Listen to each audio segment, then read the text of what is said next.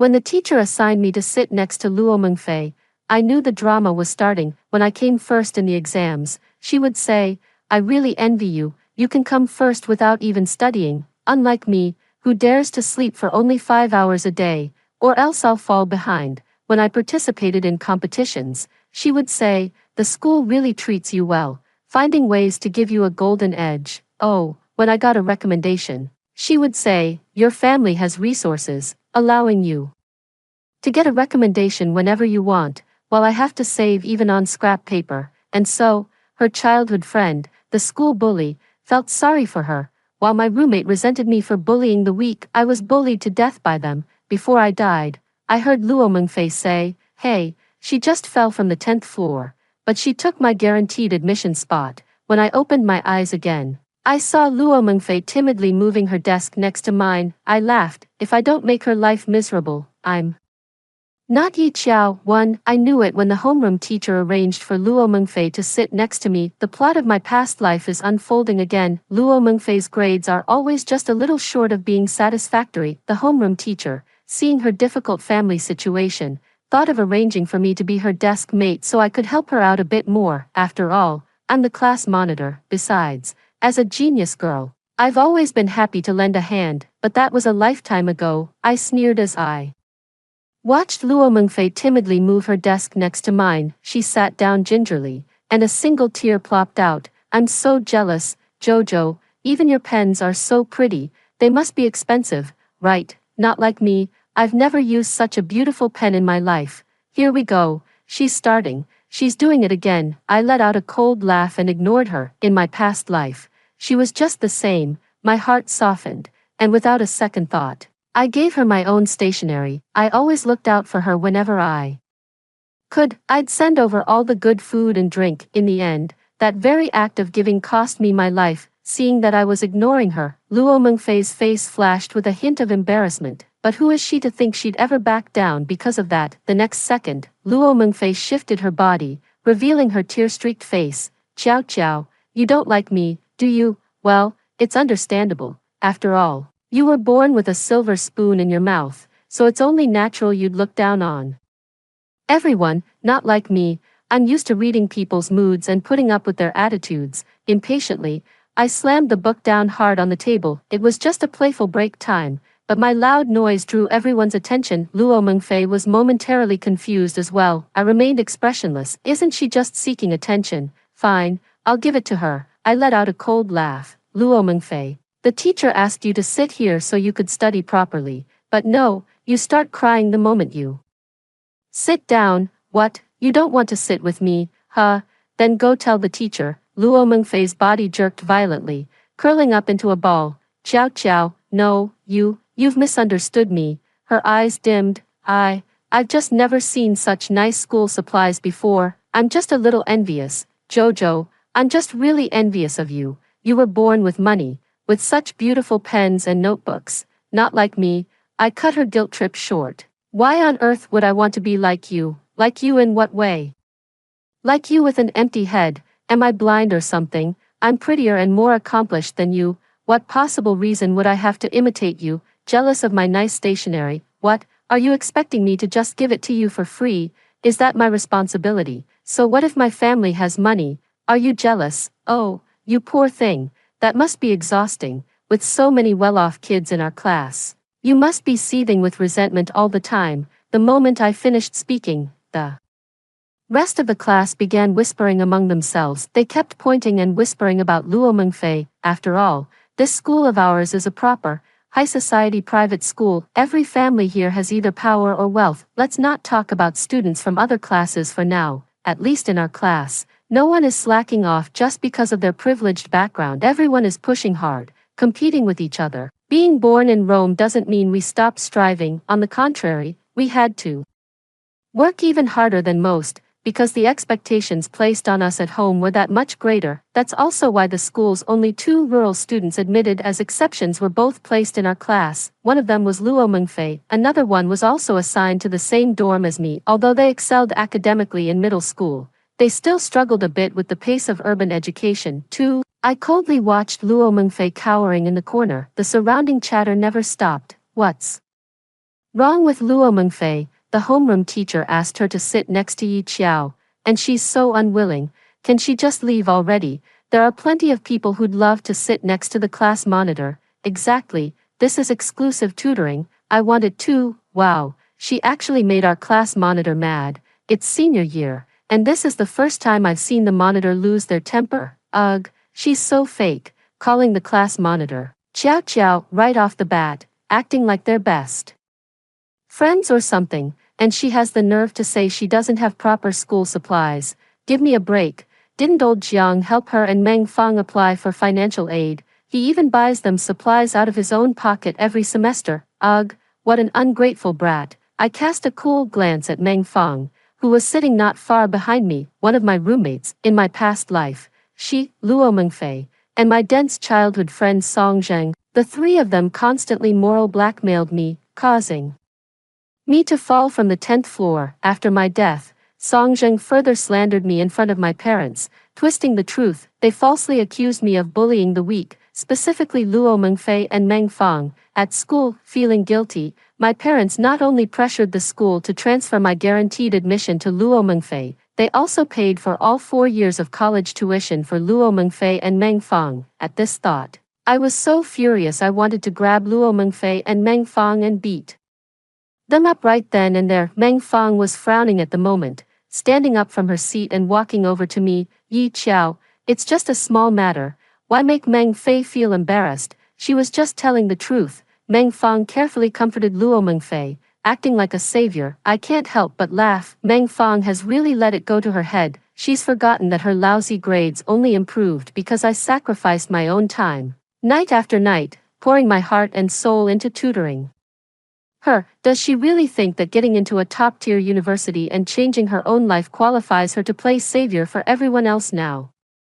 I gave a cold smirk and fired back. Oh, look who it is, the paragon of virtue. Should I go move the Les Han giant Buddha so you can take its seat? Got that much free time? Finished your practice tests? Memorized your English vocab? Done your 5-3? No way. Meng Fang, are you going to Tsinghua or Peking University?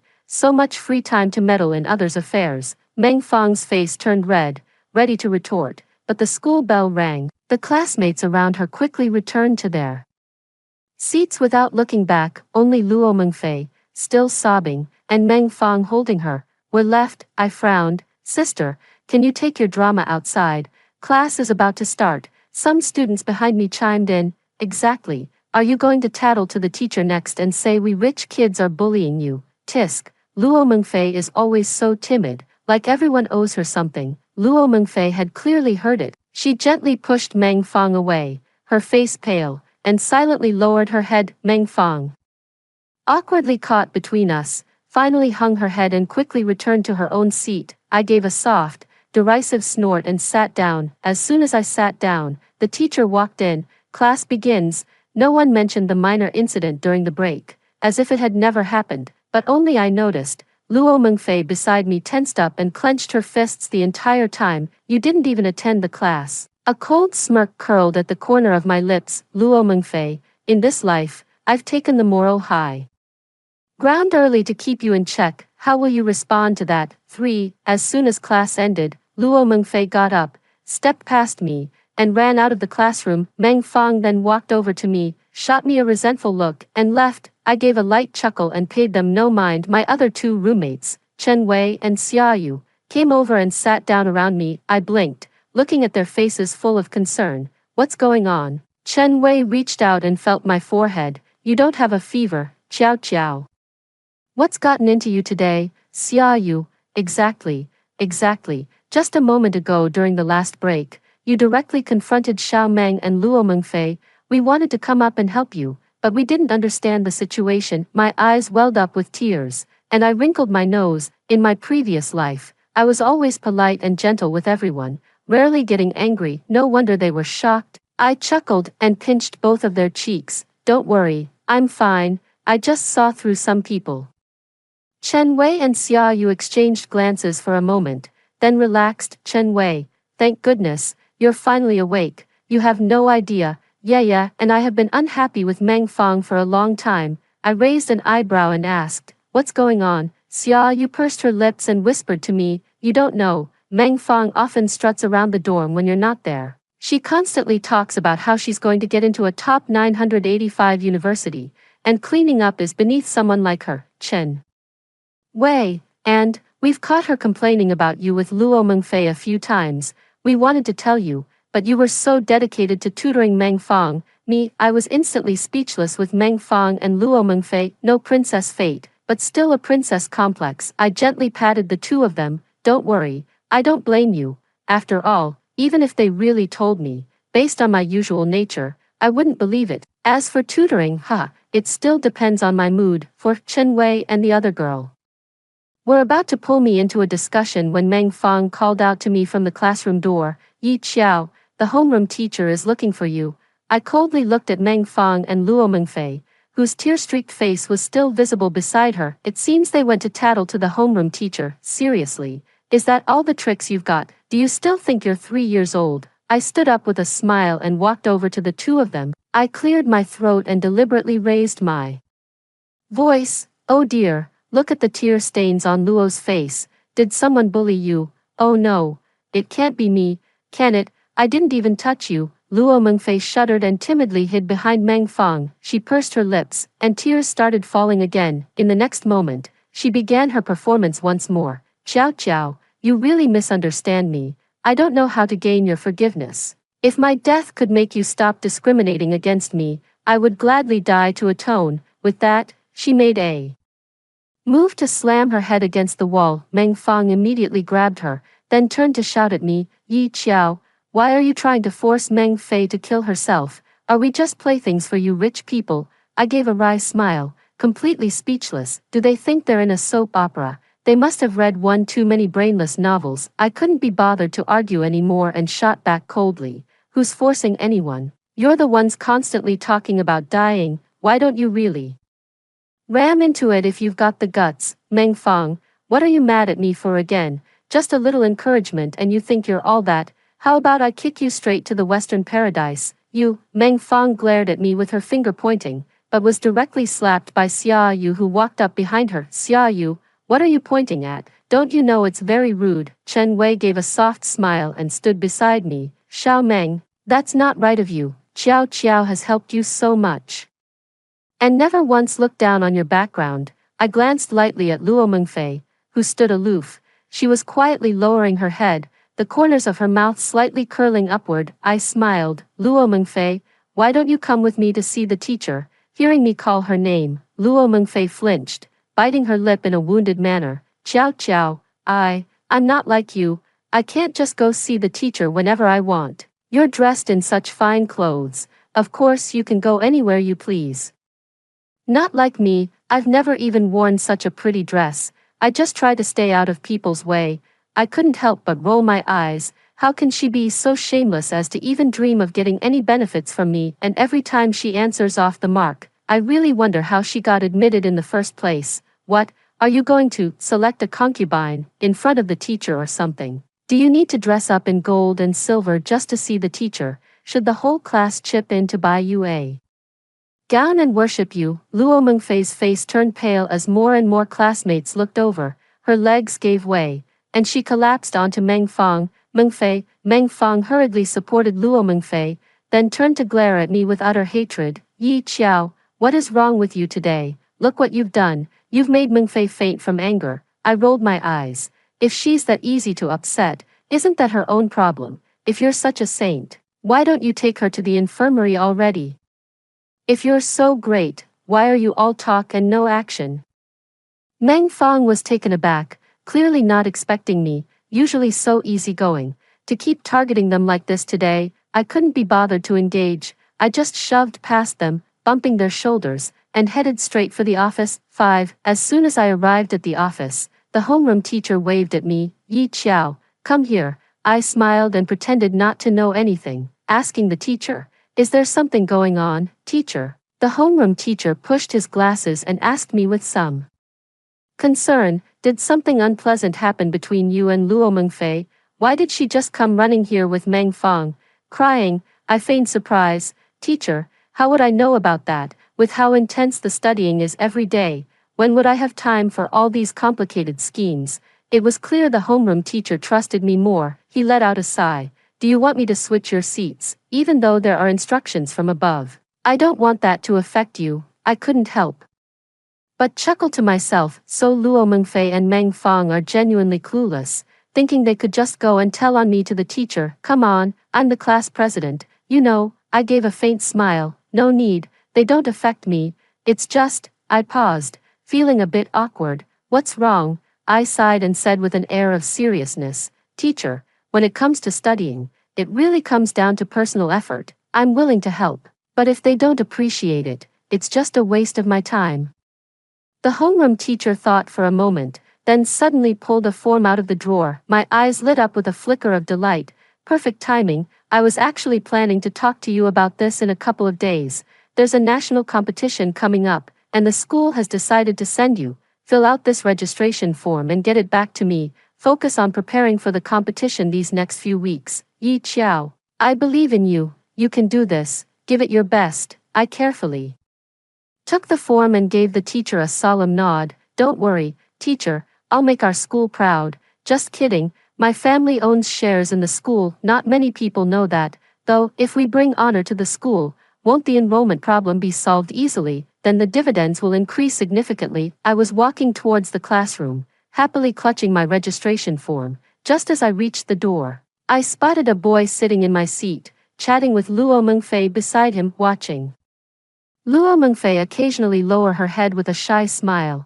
I couldn't help but grin. Well, now all the main characters are finally here. 6. It seems like it was around this time in my previous life, my childhood friend and school bully, Song Zheng, came to our class to find me and met the delicate and charming Luo Mengfei. The two hit it off quite well. As I returned to the classroom with the registration form, I saw Song Zheng and excitedly shared my joy with him, but just because of Luo Mengfei's one remark, Song Zheng immediately demanded that I give up my spot in the competition to her. In my past life, I was too accustomed to being a pushover, so even though it stung a little when I saw the hopeful look in Luo Mengfei's eyes, my heart softened in the end. I gave my competition slot to her, only for her to be eliminated in the very first round. The school's reputation has been severely tarnished because of her. And yet, Song Zheng blames me. Didn't you know you were supposed to tutor Fei Fei?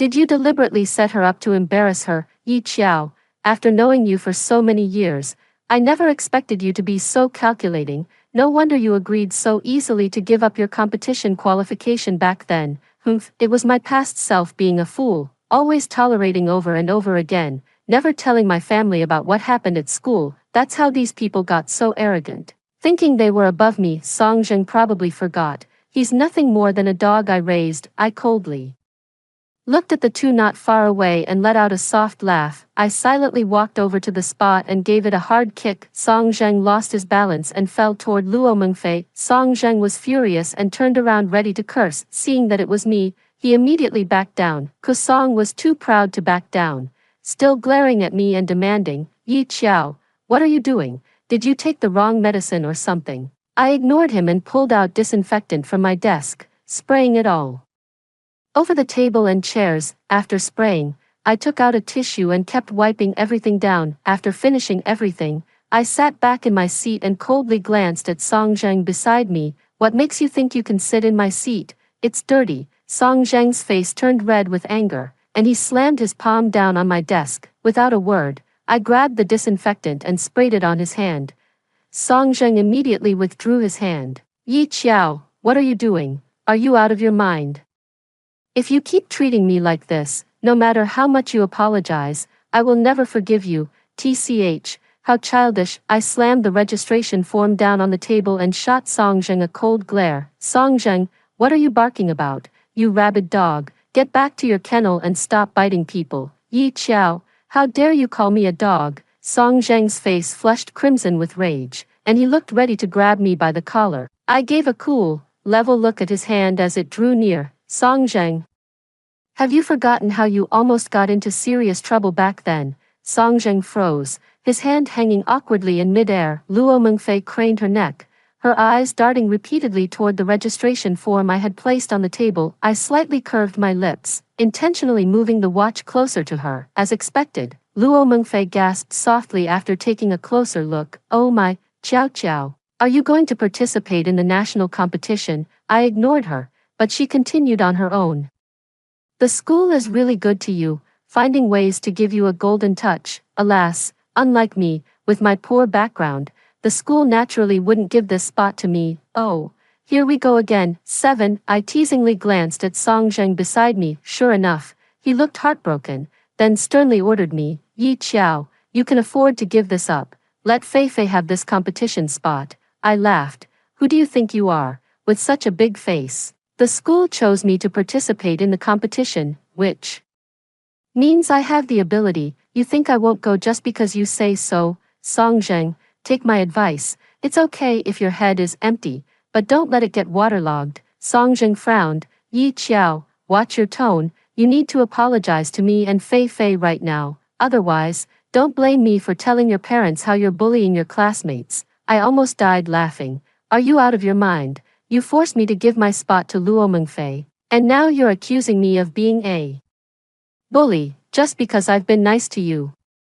You think you can walk all over me? Have you forgotten who you are? Luo Mengfei chimed in at the right moment. Gij Song, please don't argue because of me. If it's because of me that you and Xiao Qiao's relationship is strained, I would feel really bad about it. As soon as she finished speaking, a few tears fell, looking so pitiful that it made Song Zheng feel deeply sorry for her. Gij Song, it's okay, I don't need to participate. I'm just envious of Xiao Qiao, having such a considerate childhood friend like you and such great resources. Unlike me, I gave a cold smile, jealous of me. So you want to take my place, Luo Mengfei? Do you think sticking a feather in your hat makes you a bird? Song Zheng, my brother. Is he your romantic brother or your real brother? Look, Song Zheng, you're so kind to her. Since you're such a great guy, why don't you take Luo Mengfei back to your Song family and have your dad adopt her as your foster sister, from now on, as long as your Song family has a bite to eat, Luo Mengfei will have her share. How about it? Isn't my idea great? As for whether it'll turn into something more, well, isn't that just a matter of affection growing over time? That sort of thing is old hat for your Song family, isn't it? Song Zheng went pale at my words, stammering for a long moment without managing to speak. Others couldn't grasp what I was implying. But Song Zheng understood perfectly. His own mother had run off with her so-called sworn brother when Song Zheng was 5, abandoning both him and his father. Feeling sorry for him, my family would often invite him over for meals. When we were kids, my mother was like a mother to him, gradually filling the void of maternal love he had missed. In business matters, my father helped him whenever he could. If it weren't for my family, who knows what would have become of the Song family? Luo Mengfei was unsure, her eyes shining with anticipation as she looked at Song Zheng. Brother Song Zheng, is it really possible? I crave affection so much. Seeing Luo Mengfei's hopeful eyes, Song Zheng couldn't help but want to nod. He seemed to think of something else, his gaze lowering for a moment. Ah, that's right, his Song family still relies on my Yi family. If he upsets me in any way, my family will pull our funding. His family's position would become precarious. Song Zheng understands this principle very well. 8. I smirked at the deadlock before me, wondering how Song Zheng would resolve it. To my surprise, Meng Fang suddenly rushed out from behind, pushing Song Zheng aside. He accused me sternly, Yi Qiao, as the class monitor. How could you sow discord among your classmates? What exactly did Meng Fei do to you that you're targeting her like this? Chen Wei and the other person nearby saw it and wanted to come help me, but I gently shook my head to signal them not to. Just these three. They're not even enough to whet my appetite. I raised an eyebrow. Oh, so it's you, the great philanthropist, here to champion the cause of justice again. But, are you standing up for your dear friend? Or are you just afraid that if Song Zheng agrees to her request, she might actually start living a good life? Meng Fang was taken aback, her face flushing red. I just think it's unfair. Why should the school send you to the competition? You already have so much. Can't you share a little with Meng Fei? Heh, share. Why should I share, if you're so self-sacrificing? Then you might as well not take the college entrance exam either. Give the opportunity to Luo Mengfei, so she has one more chance and one less competitor. You, Meng Fang was trembling with anger. Luo Mengfei stood by, tears streaming down her face, and Song Zheng stood there with pursed lips, glaring at me with full fury. I glanced at the teacher who had just entered the classroom doorway and immediately waved at them. Teacher. My deskmate got upset and has been crying non-stop. It's really disrupting our ability to learn. Xia Yu and Chen Wei chimed in, backing me up. Yeah, exactly, teacher. It's really distracting during class. Seriously, this isn't a stage for putting on a show. The other students couldn't help but complain as well. Exactly. Last class she was crying the whole time. I couldn't even hear what the teacher was saying. Ugh, she did the same thing when she sat behind me before. Who knows what she's crying about? Nobody's even picking on her. The teacher frowned and glanced at Luo Mengfei beside her. Luo Mengfei, please step outside to collect yourself before returning. This classroom isn't yours alone. You can't disrupt the other students. The teacher then looked at Song Zheng, who was still standing there, with clear displeasure on her face. Song Zheng, you're not even in this class, are you? You never apply yourself. Don't come here dragging others down. Get back to your own classroom. Now, Meng Fang, what are you still standing there for? Get back to your seat this instant. You're all seniors now. Do you think you're still freshmen? The teacher was so furious that she slammed her ruler on the desk, as if she had suffered some grave injustice. Luo Mengfei covered her mouth and ran out of the room without looking back. Fei, Song Zheng glared back at me and quickly ran out to chase after his sweetheart. Meng Fang glanced at me with a sidelong look, reluctantly returning to her seat. 9. After returning to the dorm in the evening, I quickly finished my homework and took the opportunity to explain problems to Chen Wei and Xia Yu. They are not bad at their studies, and getting into a top university should be no problem. In my previous life, since I had to tutor Meng Fang, they didn't want to trouble me or take up my time, so they never asked for my help, but no one doesn't want to aim higher. In my previous life, only the two of them constantly defended me and often took my place to take care of my parents. I must repay this debt of gratitude. As I was explaining problems to the two of them, Meng Fang walked over with a workbook. She placed the book in front of me, as usual, and pointed to a problem, asking me, Xiao, how do I solve this problem? Can you explain it to me? I chuckled softly and pushed her book away. I'm too busy. I don't have time to tutor you, Your Majesty. Meng Fang's face turned red with frustration. Xiao, are you still upset about what happened earlier today? Mengfei is from my hometown. With so many people around, even if she was in the wrong, I had to stand up for her. Xiao, I didn't mean to single you out. Look, even the teacher said I should come to you with any questions I have. I casually pulled out the registration form and waved it in front of Meng Fang. Sorry, but the homeroom teacher told me to focus on preparing for the competition during this time. If there's something you don't understand, why don't you just ask Luo Mengfei? After all, you think she's very capable, right? She should have more than enough to teach someone like you. Luo Mengfei's face turned red and pale when she heard that. You, Xiao, I already apologized to you. Why are you still being so aggressive? Can't you just think about me for once? I rolled my eyes dramatically. Who do you think you are? My mom, my dad, or the reincarnation of the Les Han giant Buddha? Why should I care about you? Would you give me money or something for my sake? Why should I get nothing? Chen Wei and Xia Yu couldn't help but laugh out loud. Chen Wei, exactly, some people are really good at shifting blame. It's a waste of talent if they don't work at a Michelin-starred restaurant. Xia Yu, ha, then don't take the college entrance exam, just go straight to New Oriental. It could help her friend reduce one competitor. Meng Fang's face flushed red. She awkwardly took back her exercise book and sullenly prepared to return to her own bed. Oh, right, Meng Fang. Meng Fang turned back to look at me. Puzzled, I looked at her coolly and said, when it's your turn for dorm cleaning, remember to do it yourself. Don't make others do it for you. If you don't have the fortune, don't get the illness.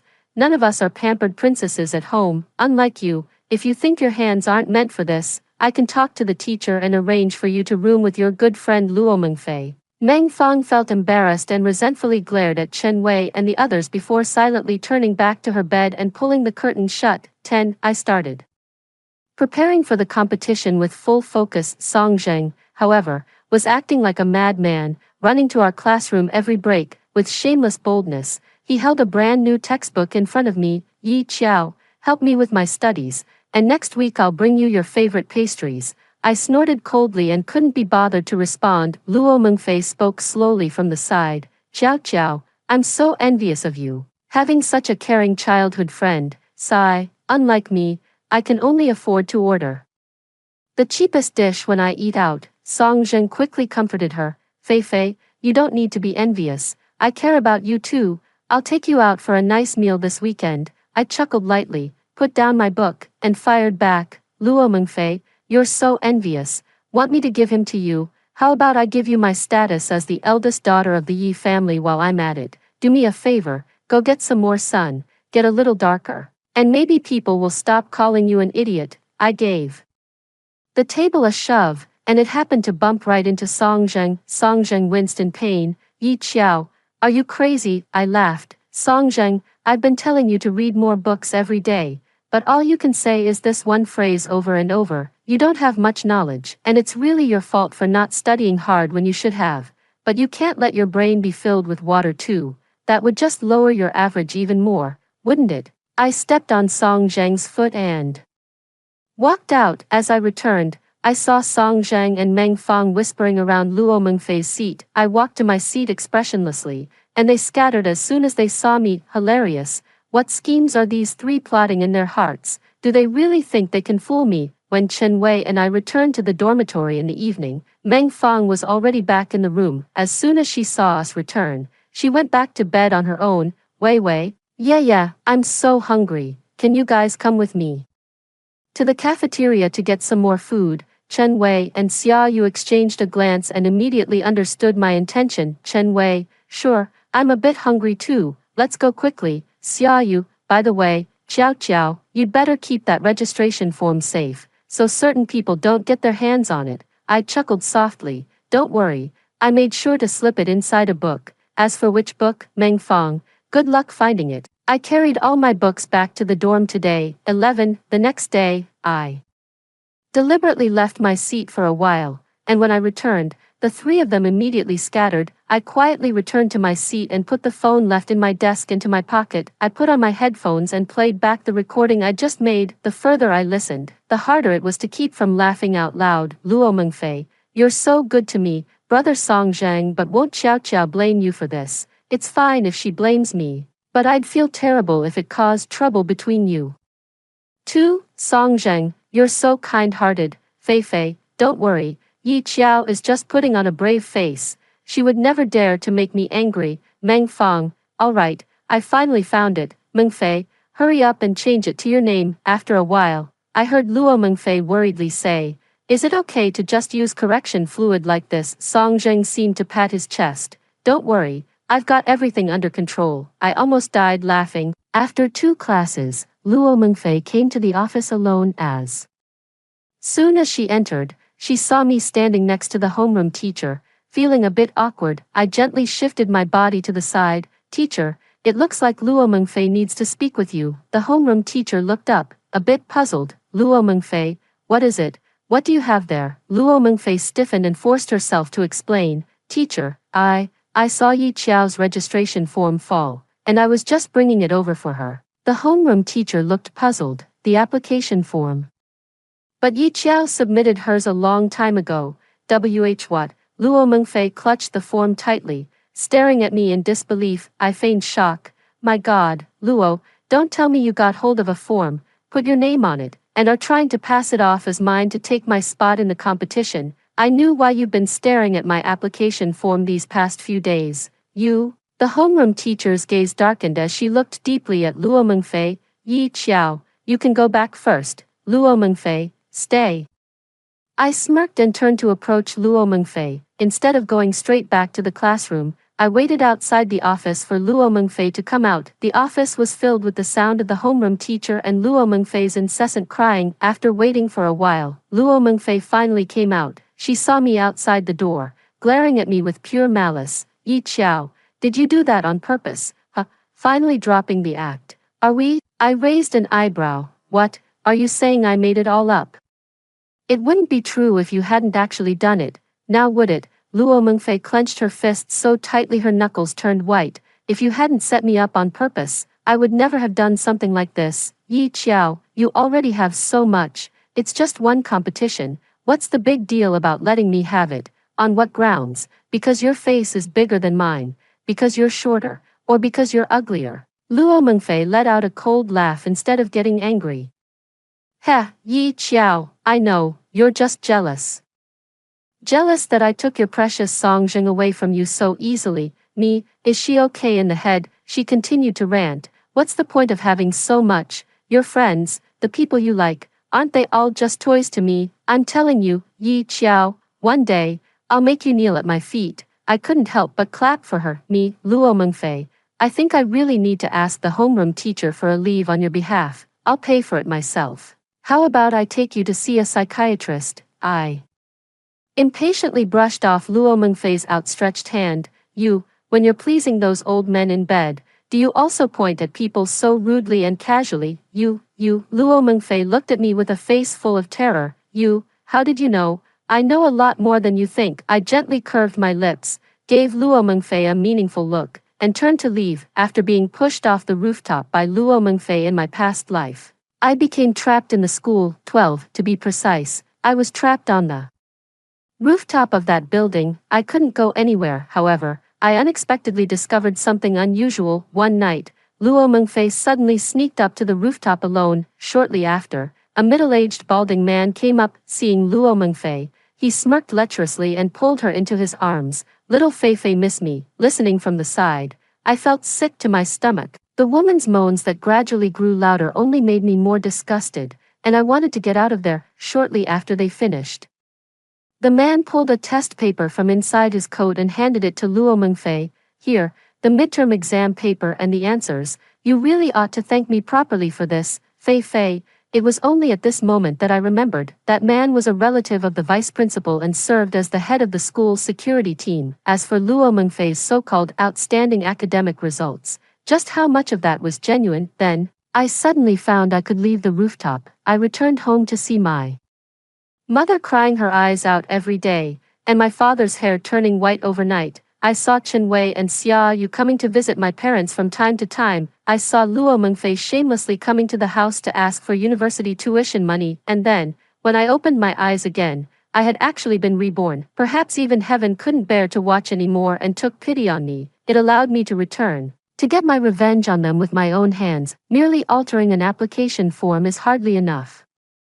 to completely destroy them. What I want is to drag them step by step, into the abyss, never to rise again. As soon as I returned to the classroom door, I saw Song Zheng waiting there. I ignored him and walked past him to enter the classroom. He grabbed me. I glanced indifferently at his hand holding mine, and he awkwardly retracted it. Jojo, Song Zheng usually calls me Qiao when he needs something from me. I gave him a cold look. What is it? I'm busy. Song Zheng flipped his bangs and gave me a flirtatious wink, thinking he looked cool. As for me, I just wanted to vomit. Qiao, can you help me transfer to your class? I want to switch to yours. I couldn't hold it in and burst out laughing. I laughed for a while before turning to Song Zheng, who was awkwardly standing to the side. Song Zheng, who do you think you are? Why should I help you, taking my benefits so comfortably? Now you have the audacity to ask me to do something for you.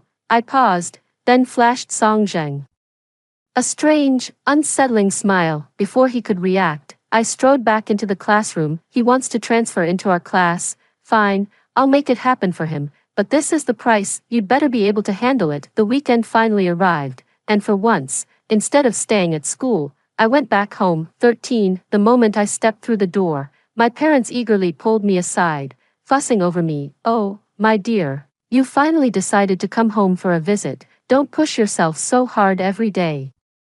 You're already doing great. Yeah, try to come home more often to spend time with mom and dad. I couldn't hold back the tears and hugged my parents tightly. Dad, Mom, I miss you so much. Mom and Dad were taken aback for a moment, then started teasing me. Who told you to never come home on the weekends? Now you know what it's like to miss home, don't you?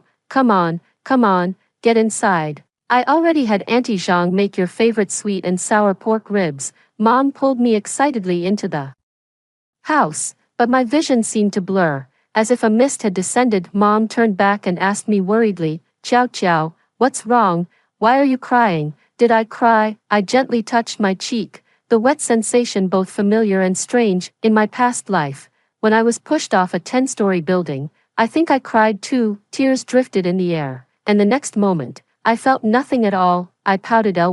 It's okay. I just haven't had Aunt Zhang's sweet and sour pork ribs in a long time, Mom breathed a sigh of relief. You scared me to death. Go wash your hands, dinner's ready. After dinner, I made a point of telling Mom and Dad what had been happening at school lately. Dad frowned deeply and immediately wanted to call the principal. I quickly stopped him. Dad, there's no need to make such a big deal over someone like Luo Mengfei. Don't worry, leave it to me, I'll handle it. This vengeance, I must take it upon myself. Dad snorted coldly and slammed his palm on the table. What about that song? Zheng, I let out a cold laugh. Isn't he eager to join our class? Let him switch. However, the investment in the Song family can also be halted. At first, it was just a soft heart, thinking of giving them a hand, but this son of Song Zhang is always causing trouble, forming gangs and arranging fights at school, while his father thinks it's perfectly normal. He's my only precious son. He can do whatever he wants. Besides, isn't that what your Yi family is here for? Song Zhang's father took my family's help for granted and kept setting traps for my dad. If it weren't for the life and death bond between the Song family's patriarch and my grandfather, my dad would have washed his hands of this long ago. This was the perfect opportunity. My father agreed with the plan and immediately set things in motion. On Monday, Song Zheng got his wish and transferred into our class, 14, with a casual air. He tossed his bag onto the desk in front of Luo Mengfei and unceremoniously hauled the boy. Sitting there out of the seat, the boy looked to me for help, and I gave a slight shake of my head. It's not time yet. Luo Mengfei was completely unaware and kept showering Song Zheng with praise. Wow, brother Song Zheng, you're amazing. Just told me over the weekend that you wanted to switch classes, and here you are. Song Zheng was feeling on top of the world, and with a greasy flick, he tossed his bangs aside. Of course, since I promised you, I'll definitely make it happen, don't worry. Fei, I'll take care of you from now on. Luo Mengfei gave me a challenging look. I chuckled softly, too lazy to engage. A few days later, I represented my school in the national competition. After a full week, I returned to school utterly exhausted. What I brought back wasn't just a top 10 finish nationally, but the first place in the province. There's also a guaranteed admission spot at Tsinghua University. When the homeroom teacher announced the news to the class, most people were genuinely happy for me, but there are always a few exceptions. Luo Mengfei sighed softly and started her pretentious act again. Jojo, I'm so jealous of you. Your family has the connections to get you a guaranteed admission just like that, while I have to ration even my scrap paper. She really hasn't learned her lesson. I just laughed. I slammed my book down on the desk with a sharp crack. The attention of the entire class snapped to me. The homeroom teacher also looked at us. I let out a cold laugh and directly confronted Luo Mengfei. Wow, you're so amazing, you even save on draft paper.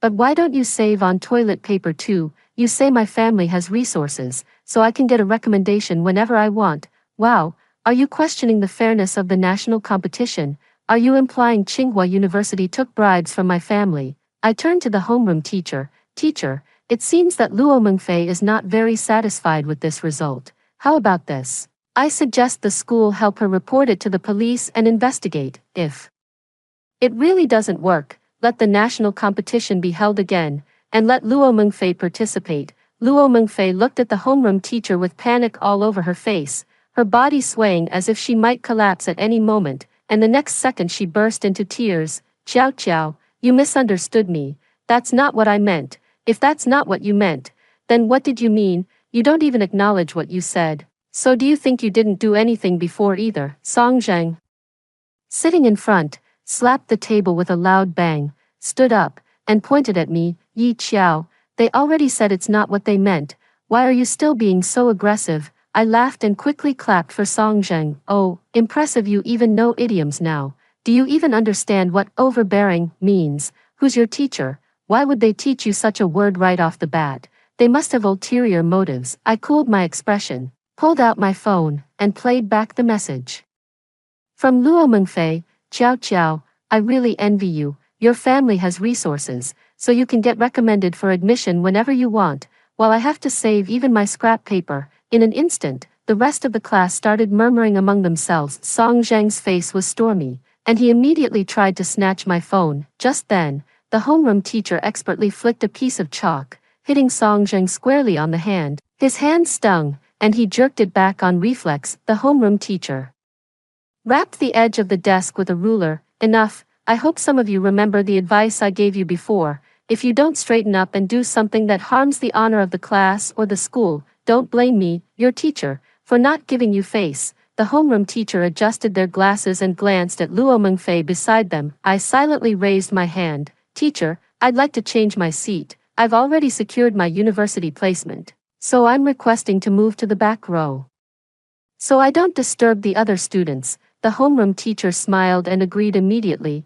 All right, go ahead and move. I pointed to Meng Fang not far away. Teacher, I want to switch seats with Meng Fang. She's close with Luo Mengfei and Song Zheng, so this works out perfectly for them. The other students started whispering again, all speculating about what kind of dynamic this trio had. Moreover, everyone knows that Song Zheng is my childhood friend, Yi Qiao, but in such a short time.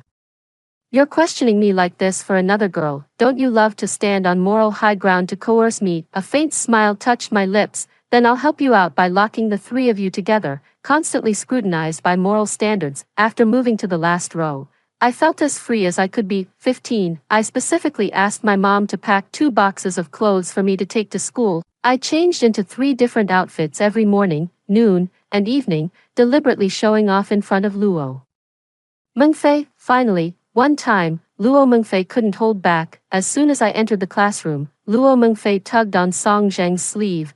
Brother Song Zheng, I'm so jealous of Qiao Qiao. She has so many pretty dresses to wear, not like me. The last time I bought new clothes was for the new year. I looked at Song Zheng with a teasing glint. Hear that? Your little sweetheart is asking you to buy her new clothes. Don't you go taking after your old man now. All talk and no action. The moment Song Zheng heard me drag his family matters into this, he flew into a blind rage and immediately agreed to Luo Mengfei's request.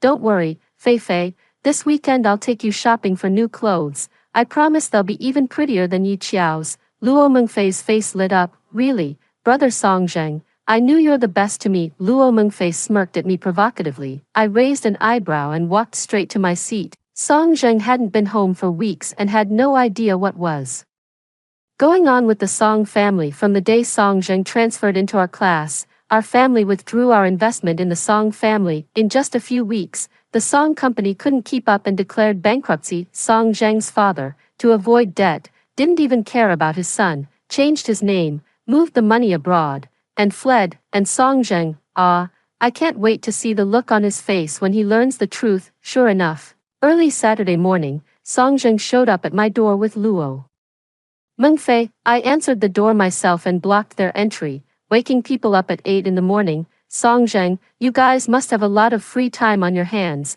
Don't you have college entrance exams to prepare for? Song Zheng's face was flushed with rage. He thrust his neck forward and yelled at me. Yi Qiao, why is our house sealed off? Where's my dad?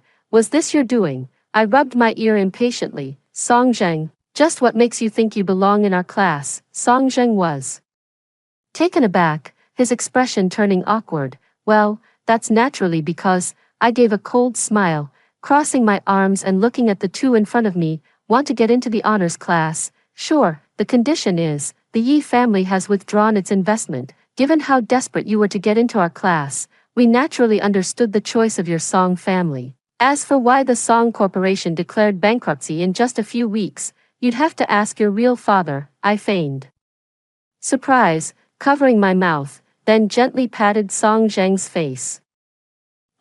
Look at this poor, clueless fool, probably still in the dark. Your old man has already fled abroad with all his wealth. As for you, he didn't even think of you.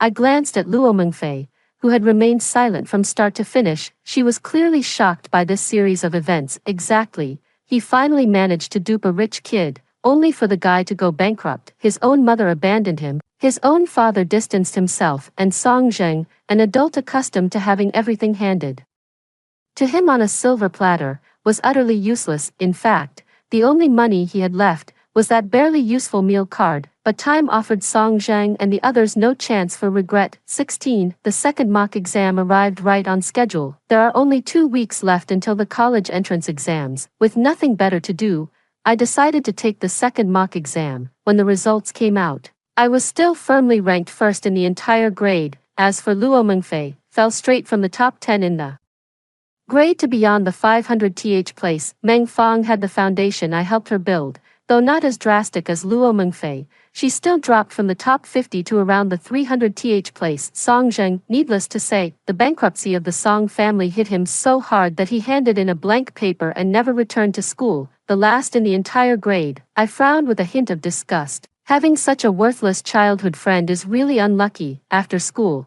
as I was heading for the classroom door, I passed by Luo Mengfei and Meng Fong's desks. Luo Mengfei sighed and, rather pointedly, pulled Meng Fong into a conversation. "Ah, Fong, I'm so jealous of Xiao Xiao. She can get top marks at school without even studying. Not like me.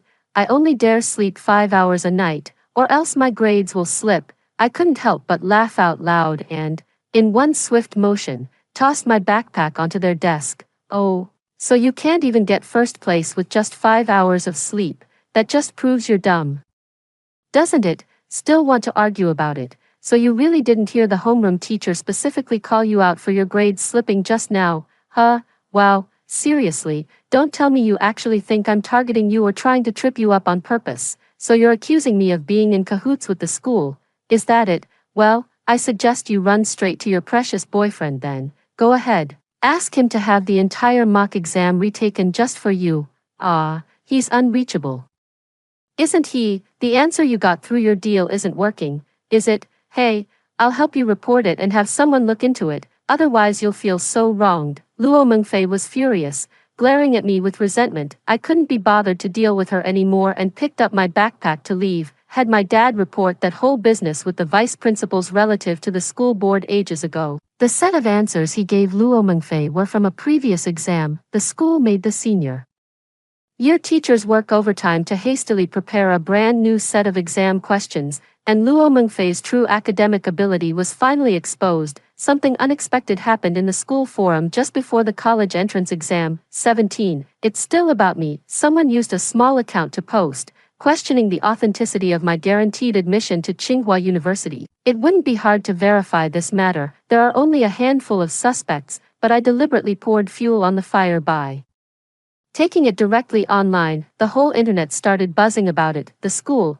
including Tsinghua University's admissions office, issued statements, but netizens don't buy it. They believe this is the privilege of the wealthy. The recommendation spot for a student from a humble background was taken away. Chen Wei and Xia Yu asked if they could do anything to help me. I shook my head, telling them to focus on preparing for the college entrance exams. Just a couple of days later, a student I didn't recognize found me and said Song Zheng wanted to meet me on the rooftop. A cold laugh rose in my heart, and I headed straight for the rooftop, phone in hand. Song Zheng hadn't shown up at school since the second mock exam. I know where he went. He ran off to find his birth mother, stole a sum of money, and every day either indulged in drunken revelry at bars or fought through the night at internet cafes. Why would he ever invite me to the rooftop? I silently took out my phone and opened the live stream. I also spent money to directly push my live stream to the trending topics. I even came up with the trending topic name for the platform. Hashtag first live stream clarification by the student admitted to Tsinghua. Hashtag, it's eye-catching enough. Watching the rising viewer count, I tucked my phone into my sleeve, adjusted the angle, and finally stepped out onto the rooftop. Well, if it isn't Luo Mengfei, my dear childhood friend's sweetheart. What's this? You lured me up here using his name, Luo. Mengfei turned her head and looked at me with a mocking, scornful laugh. Yi Qiao, there's no one else here. Who are you trying to fool? Laughing my head off. Who said there's no one else? There are so many people. I blinked, puzzled, and asked her, Luo classmate, why did you go through all this trouble to invite me here? What exactly do you want to do? 18. Luo Mengfei chuckled. What? Haven't you seen the online buzz? I saw it. What's the matter? I'll just tell you straight, Yi Qiao. That was me. I hope you know what's good for you. Hand over your Tsinghua recommendation spot to me.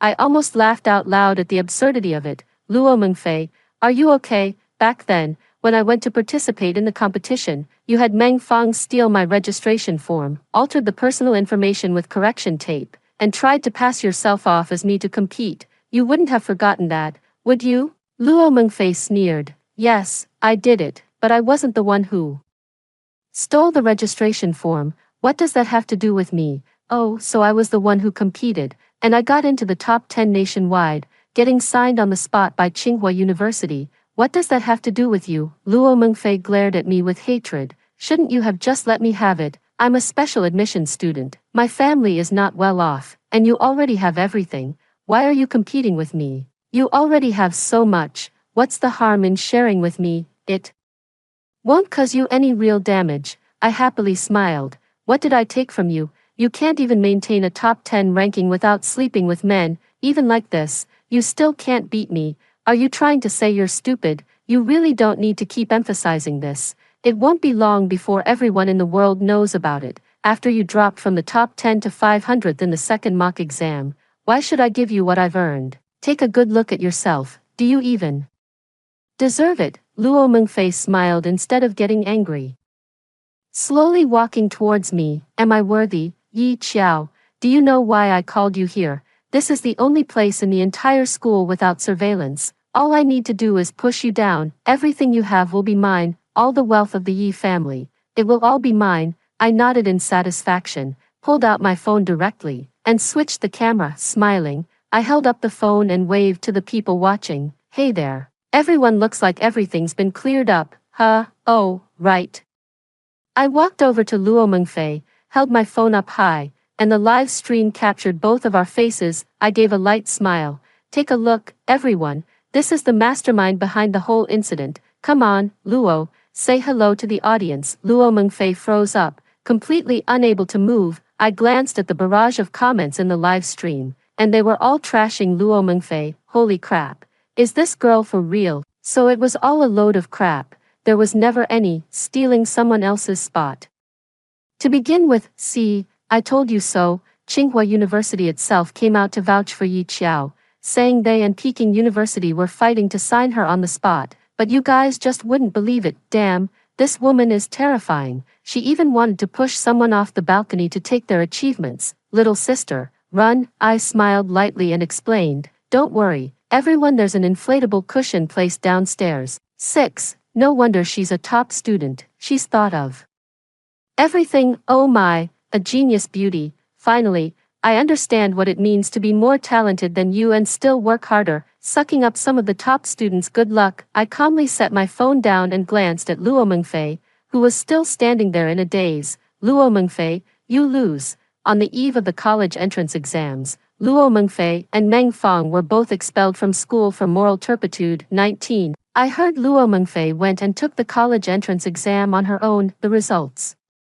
though, she didn't even meet the cutoff for vocational college. Meng Fong had it worse. She didn't even get to take the exam. She was sent straight back to the countryside. Her own parents married her off for a few tens of thousands to a lame man from the next village over. And Song Zheng, he saw that live stream later too. He came to my doorstep every day, begging on his knees for my forgiveness. Qiao Qiao, I was really tricked by her. You have to believe me, Qiao Qiao. Have you forgotten? We were promised to each other since we were children. You can't just leave me hanging, can you? Laughing all the way to the bank, and still talking about childhood betrothal, I kicked Song Zheng, and my foot landed right on his face. Song Zheng, don't you even look at yourself. What a loser you are. Me, a top student and a beauty, pre-admitted to Tsinghua University. You think you're good enough for me. Where do you get the nerve? Song Zheng wouldn't listen, stubbornly insisting that both families had already agreed to the marriage arrangement. If you dare deny it, I'll post it all over the internet. I'll tell everyone you're a heartless playboy. I'm utterly speechless over his touching level of intelligence. But soon, Song Zheng had no time to bother me anymore, because Luo Mengfei came to my doorstep looking for him. The two kept ing in front of my yard. I munched on melon seeds while watching the drama unfold. Listening to their argument, I got the gist of it. Song Zheng slept with Luo Mengfei, who got pregnant, and now Luo Mengfei wants Song Zheng to take responsibility, but Song Zheng refused. Damn it, you filthy bitch, who knows if you're carrying my child or some old man's. Luo Mengfei wouldn't let go, and Song Zheng couldn't take it anymore, so he directly started teaching her a lesson. Get away from me. This fight led to trouble. Luo Mengfei was pushed to the ground, and soon blood started flowing from her lower body. Out of kindness, I called 120 for Luo Mengfei and had her taken to the hospital. Unfortunately, the baby could not be saved. She had been beaten by Song Zheng so severely that she miscarried. Luo Mengfei then decided to take Song Zheng to court. As soon as I heard about it, I generously arranged a lawyer for Luo Mengfei. Intentional injury, punishable by 3 years in prison. The lawyer also helped Luo Mengfei secure a settlement of 500,000 yuan. It was exactly 500,000 yuan, the exact amount Song Zheng had left. On the day the case was closed, I made a special trip to the courthouse. I effortlessly turned on the live stream, waiting for the show to begin. When Luo Mengfei walked out joyfully, a plain-clothed couple stepped forward and slapped her directly. Those were Luo Mengfei's parents. I sent someone to pick them up. I informed them that their daughter had received a substantial settlement. Without a word, they came over. Bitch, you got such a huge amount of money and didn't even tell the family. Are you planning to keep it all to yourself? Luo Mengfei was stunned for only a second before shoving her parents away. What's it to you? This money is rightfully mine. It has nothing to do with you. Bullshit. You're my daughter, so your money is mine. Hand it over now. What does a girl like you need all that money for anyway? Furious and humiliated, Luo Mengfei began punching and kicking her own parents. Why should I give it to you? Let me tell you, no way. You guys just need a good beating. Damn it. I watched the barrage of comments flashing across the screen, smiled faintly, and went offline directly. The show is over. You can leave now. Later, Luo Mengfei became an influencer and spent all day live streaming to play the victim. Nobody believed a word she said. They were all just there to watch the drama unfold and hurl insults at her. On one occasion, just as Luo Mengfei was about to end her live stream, someone knocked on her door. So, everyone watching the live stream saw a girl burst in and get into a heated argument with her. It was Meng Fang. After learning that Luo Mengfei had received a compensation payment of 500,000 yuan, Meng Fang, after much difficulty, fled her rural home and came looking for Luo Mengfei. It's all because of you. You've ruined my life. Yi Qiao told me.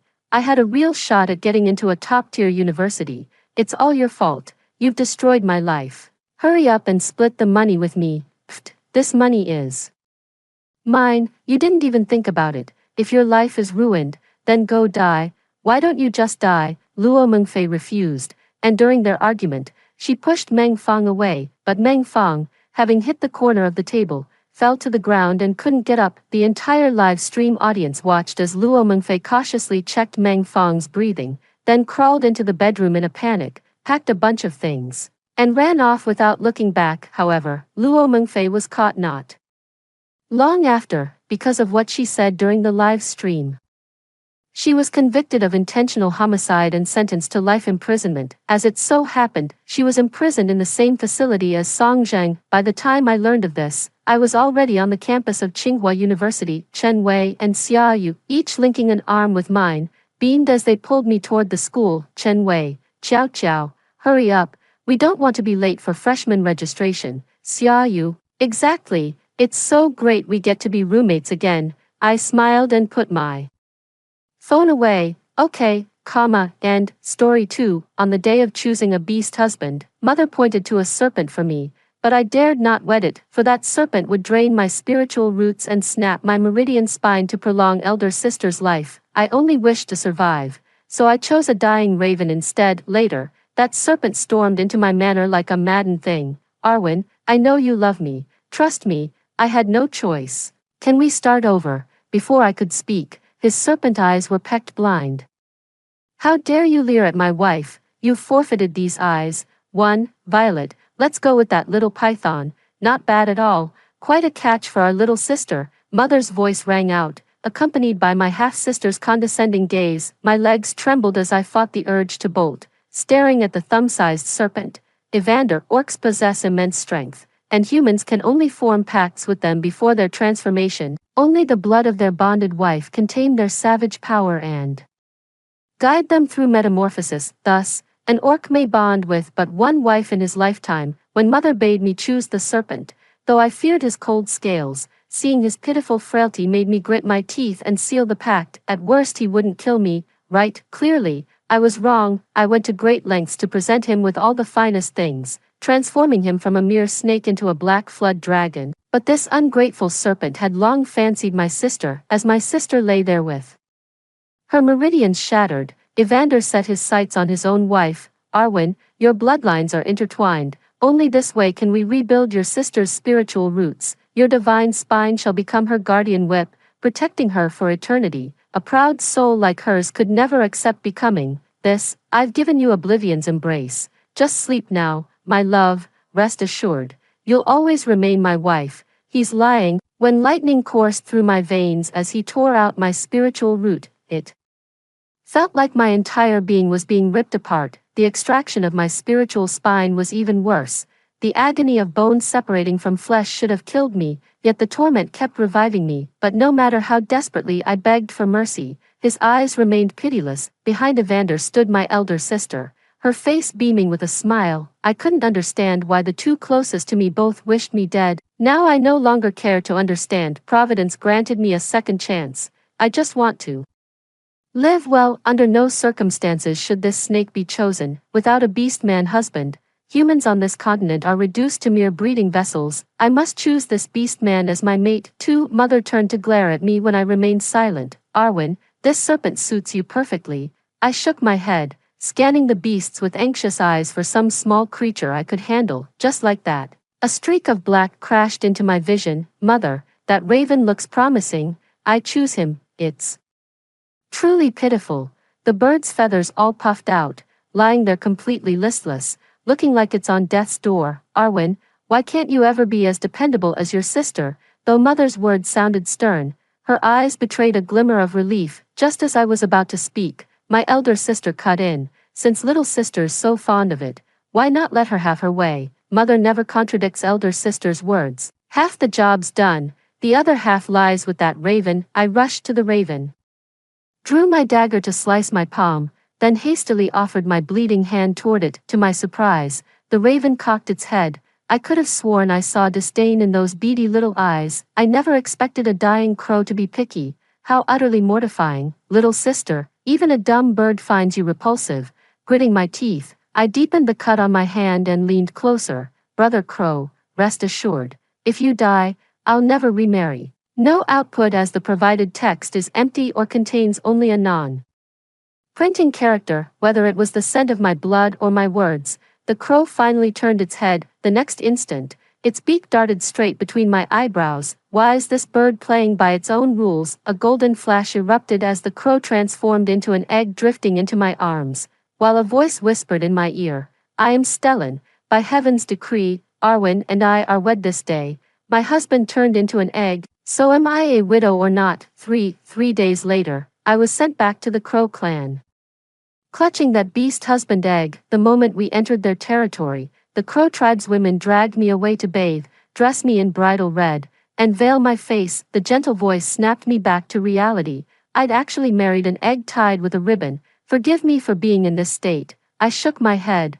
Widowhood was all I'd ever wanted, let alone this absurd wedding. Yet here we were. As long as I guard this egg and behave myself, whether this egg hatches or not, whether the Crow clan declines or thrives, I'll always be under their protection. I ran my fingers over the crimson silk by the bed.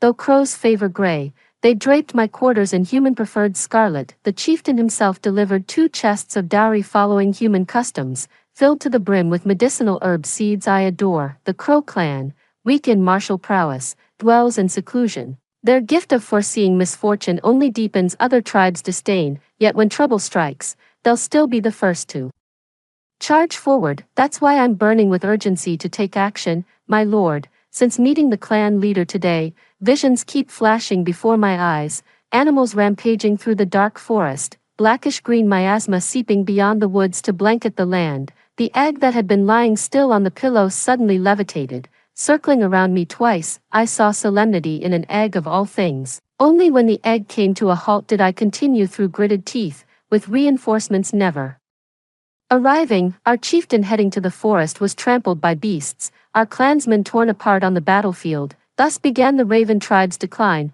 After what felt like an eternity, the egg floated before me and brushed against my forehead. Fear not, Arwen, I've got you. For I was skeptical about an egg's promise, but fortunately it could communicate with the clan leader. The next day, the clan leader sent letters to several major tribes and dispatched scouts to investigate the forest, so I kept myself busy, planting every inch of our allotted land with medicinal herbs, converting the adjacent study into my alchemy lab, and churning out potions with our available ingredients. Meanwhile, I asked the Crow tribesmen to deliver a message to my grandfather among the merfolk in the sea, yet I never expected the merfolk to send envoys bearing countless treasures from the ocean depths within mere 3 days. Arwen, I'm your Uncle Kian. My eyes betrayed the joy I could no longer conceal. In my past life, I'd met this uncle on the battlefield. He was the merfolk's heir apparent. The Serpent clan and the merfolk have always been sworn enemies. Evander strictly forbade me from having any contact with the merfolk, and because of Mother's past, I'd always kept my distance from them. My uncle tried several times to approach me, but I deliberately avoided him. The merfolk specialize in healing arts. Their bodies are fragile by nature. Yet my uncle insisted on going to the battlefield to treat wounded beast men. In the end, he died saving me, gored by a herd of frenzied stags. His last words were telling me not to look, to run, still trying to spare me from the horror. Fortunately, none of it has happened yet. The Crow tribe treated my uncle's group with utmost courtesy, even preparing food according to mermaid preferences. Holding the egg, I approached Kian and performed the highest mermaid salute. Uncle, please help me. 5. Though I carry the bloodline of the merfolk, humans by nature cannot heal others. Perhaps it was my innate calling to heal the sick. I only discovered my talent for alchemy after marriage. I led my uncle to my alchemy workshop, recounting my dream while cradling that beast husband egg the entire time. After examining my elixirs and hearing my account, understanding dawned in my uncle's eyes. Arwen, your uncle will follow your lead. Here's the medicine you asked me to bring. I nodded and accepted the medicine case. From the moment I chose this egg and revealed the future, my destiny returned to my own hands. As for how this path unfolds, that's my call to make. Rest assured, Uncle, my husband's clan treats me with great kindness, and we hope our two families can support each other when abroad. Uncle Kian's gaze held not just affection when he looked at me, but what seemed like newfound pride. The egg I was cradling suddenly stirred and took flight, delivering a talisman to Uncle with surprising determination. After having Uncle pack up the various medicinal pills I'd recently concocted, I began my secluded research into new elixirs. 5 days later, I sensed my alchemical concoction had finally succeeded. I held the pill before Stellan, urging it to absorb the essence immediately. This is a spirit nourishment pill. With its power, you might finally break through your incubation. These rare pills could accelerate your transformation into human form, an invaluable safeguard once you emerge. I watched as Stellan absorbed the potion, witnessing the surrounding spiritual energy surge wildly into the egg, a process that lasted a full hour. Unfortunately, he never transformed into human form. Instead, a crack appeared at the top of the egg. I nearly missed Mother's birthday banquet. 6. Elder sister eyed the chests prepared by Chief Wu with open disdain, but when her gaze fell upon the egg in my arms, it twisted into mockery. How busy our dear sister has become, too occupied to even spare a thought for Mother's birthday banquet. Though I can't blame you, anyone coddling an egg day and night would be distracted. Who knows when it might go rotten. Feigning sudden realization, she pointed at the egg. Oh dear, don't mind me, sister. My tongue runs ahead of me sometimes, though that egg does seem cracked. I smiled. If elder sister knows her words are improper, why say them? Wouldn't the guests find this spectacle laughable? My sister glanced around and, seeing the ambiguous expressions on everyone's faces, immediately raised her hand to strike me. Arwen, you're just as despicable as your father. Smack. I blocked her hand, but the egg I was holding flew up and smacked right into her face. The elder sister's lips were bleeding and her face swollen grotesquely. What a charming sight. Evander rushed to heal her wounds, though his power was less than a third of his previous incarnation's strength. Oh dear, don't mind my husband, sister. He simply can't stand people who lack proper manners. Furious yet powerless, the elder sister dared vent her anger on me, but not the orc, even if it was just an egg, leaving her no choice but to endure. Only after entering the main hall did I hear my sister's venomous threats through gritted teeth. Arwen, I'll make you pay double for today's humiliation. I smiled sweetly at my sister. This wasn't the first time I'd heard such words. Even if I groveled at her feet, she'd never let me off the hook. If that's the case, why put yourself through this torment? 7. Mother's birthday banquet was essentially paving the way for elder sister, who Took in a beast husband to inherit everything. As for me, I'm just the married-off outsider now. After presenting my gifts to Mother, I carried the egg and returned to the clan ahead of schedule. After returning, I pleaded with the chieftain to assign instructors for me to learn self-defense and the Crow clan's unique reconnaissance techniques, explaining my wish to protect both myself and my husband. I expected the chieftain to have reservations, but to my surprise, he was utterly delighted. Arwen, you're our clan's lucky star. Whatever skills you wish to learn, we'll make arrangements. The chieftain proved more considerate than I'd imagined. He placed me among the Crow clan's fledglings, some in beast form, others humanoid, all remarkably focused during training. We'll learn together how to navigate through forests, find water sources, avoid large animals, and steer clear of swamps eventually. There were even things like divination and fortune-telling. These were skills I'd never learned before, yet they proved crucial for survival on this continent. Besides reminding me to eat on schedule, Stellan spent every day training with all his might, striving to hatch as soon as possible. In the evenings, he'd guide me on where to start for faster mastery. Who knows how formidable he was before his injury.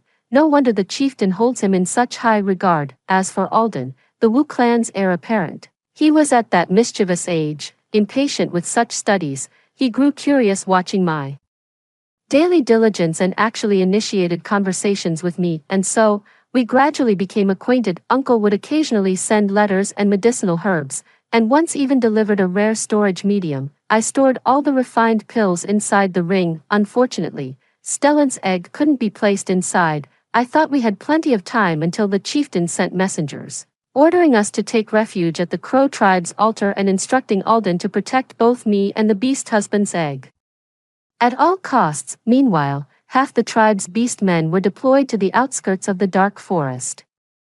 In that moment, I knew the chieftain believed me. He must have uncovered something but was powerless to change it. The chaos in the dark forest seems inevitable now. 8. When the news spread across the continent and all orc warriors gathered in the dark forest, Violet brought Evander to the Crow clan to find me, yet upon learning from my kin that I'd fallen ill and was bedridden, Violet still insisted on seeing me, even demanding to take me away. It was Alden who questioned why the next human leader wasn't heading to the Darkwood. Only then did Violet leave with her people. Visibly uneasy, the Crow tribe's chief issued a life-or-death decree to protect Stellan and me at all costs. I had no choice but to convince Alden to let us go. When Alden's message reached me, I was already carrying Stellan near the Darkwood's edge. A vague realization dawned on me, but there was no time to dwell on it. The miasma had begun seeping outward by then, though the orcs' combined magic contained most of it. Behind their barrier, tendrils still leaked through. This miasma, the barrier won't hold much longer. It's a catastrophe for the entire continent. I didn't want to burden anyone, nor bring Stellan along, so I discussed it with him. I've divided my blood into monthly portions. 1 vial per day should suffice. The forest is fraught with dangers. If I fail to protect you and the egg breaks, all would be lost. No matter how I tried to reason with him, he insisted on coming with me. Arwen, you're my wife. Even if I'm just an egg, I'll still protect you. Besides, fresh blood drawn prematurely is useless anyway. If you don't return, my corpse will likely rot before then. That line made me relent. I couldn't afford to take the risk. Now it seems I'm not so eager to become a widow after all. Just as we left the Wu tribe's territory, we ran into my uncle who came looking for me. I knew you couldn't resist. As the clan leader, it's outrageous they'd forbid me from going to battle. Seeing me unmoved, he resorted to playing pitiful before me. Uncle, I can only feel at ease when I'm with you. Those words made me relent again, so I set off carrying just an egg and a fish. 9. The map showed it was barely 100 meters, yet we couldn't find our way out. By the third time we circled back, I was completely exhausted. I fear something from the dark forest has escaped, and we just happened to stumble upon it. Stellan had made remarkable progress in its cultivation recently, now capable of communication. The lone egg was rummaging through the grass, sitting cross-legged on the ground. I kept watch over our surroundings while discussing with the other two, perhaps disturbed by Stellan's movements. A half-meter-tall gray rabbit burst from the undergrowth. Its massive frame was startling enough, but its eyes held swirling chromatic illusions. These are just the first wave of creatures in the dark forest. The weakest yet most persistent ones, illusion hares, carnivorous predators that lure Victims by shape-shifting into familiar animals before attacking, that's exactly why I must go. Only humans are immune to their illusions. But how could beastmen bring their human wives to battlefields meant to protect them? Uncle, don't look, Bae. Close your eyes, Stellan and I shouted simultaneously. But it was already too late. My uncle had already fallen under its spell, walking mindlessly toward the rabbit. I raised my club and knocked him out cold. I feigned being ensnared, slowly advancing toward the rabbit while Stellan ghosted behind it. The moment I got within striking distance, I swung the blade from my back with full force. It mistook me for prey. Little did it know the most lethal hunters often come disguised as quarry. With Stellan covering its retreat, my strike landed true, yet my grip on the hilt trembled uncontrollably. This was my first time doing the deed myself. I told myself I must learn to defend myself with weapons. From now on, I'll no longer be that weak human hiding behind orcs, nor an object for others to claim. No one gets to decide my fate. Gritting my teeth, I forced myself to strike several more blows until it collapsed motionless on the ground. Arwen, we're fine. The rabbit's out of air. Gasping for breath, I strained to see the scene before me. The orc encampment stood just 10 meters ahead. Turns out sometimes success hangs by the thinnest thread. Stellan, I did it. Arwen, it was you who protected us. 10. When we reached the campsite, we found it completely surrounded by illusion rabbits. No wonder nobody came looking for us despite wandering nearby for so long. The rabbits just bared their teeth at me from a distance, too intimidated to approach with so many orcs around. Stellan woke Uncle by pelting him with eggshells, prompting him to rouse the merfolk first before alerting the other orcs. I quickly administered the antidote to the chieftain and others. When they regained consciousness, the illusion rabbits sensed danger and tried to flee, but it was already too late. The beast men joined forces and slaughtered dozens of illusion rabbits. With the crisis averted, I slumped to the ground in relief, only then noticing my palms were raw from gripping the sword hilt. Stellan circled my hands anxiously, but I couldn't help feeling strangely elated. Last time these illusion rabbits wiped out half our beast men warriors. Only when the ground ran red with blood did some warriors finally snap out of their trance. When the second wave of stags arrived, the orcs were still weakened and their numbers had drastically dwindled. How could they possibly resist? In the end, it was Mother who led our human forces to reinforce them, temporarily averting disaster. But with the orcs' heavy losses, they stood no chance against the beasts that emerged afterward. As for why Mother delayed reinforcements, she simply wanted both the orcs and the dark forest to bleed each other dry, yet they failed to consider, if the orcs fell, the entire continent would face annihilation. To me, saving the orcs is non-negotiable, even if it means crushing Mother's plans. Counting the seconds silently, I scattered the prepared herbs with the merfolk to encircle our Orcish territory. Within half an incense stick's time, antlered deer came stampeding from the forest depths toward the entrance. This time, I could just make out a vertical pupil driving them forward. Those hauntingly familiar eyes. The stag charged with lightning speed, yet came to an abrupt halt when it encountered the powder I'd scattered. Seizing the moment, I raised my greatsword and charged the lead stag, cleaving its head clean off as its massive body crashed to the ground. My heart pounded wildly, but fear had left me, for I knew Stellan guarded my vulnerable spots from behind, and countless beast men fought shoulder to shoulder with me. What are you waiting for? Move, I roared, snapping the orcs out of their daze. The powder kept the stags at bay while the orcs quickly got the hang of it. This time, I managed to protect Uncle too.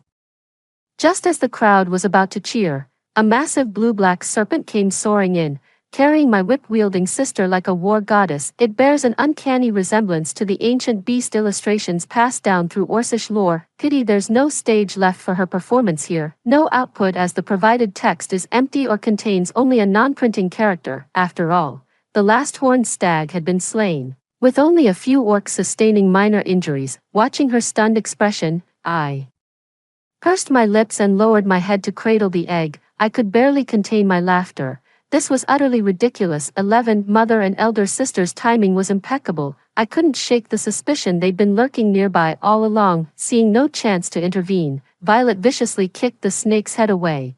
I clearly caught a flash of irritation in those slit pupils. They're already at each other's throats. Quicker than I'd anticipated. After searching around, Violet still spotted me. Why are you here? I went to the Crow clan to bring you home. yet you came here instead. You ruined my plans again." When Violet noticed my uncle standing beside me, her fury became impossible to conceal. "You're still with those merfolk. Do I even exist in your eyes anymore? The Crow clan is weak. You think they can't protect you, so you turn to the merfolk.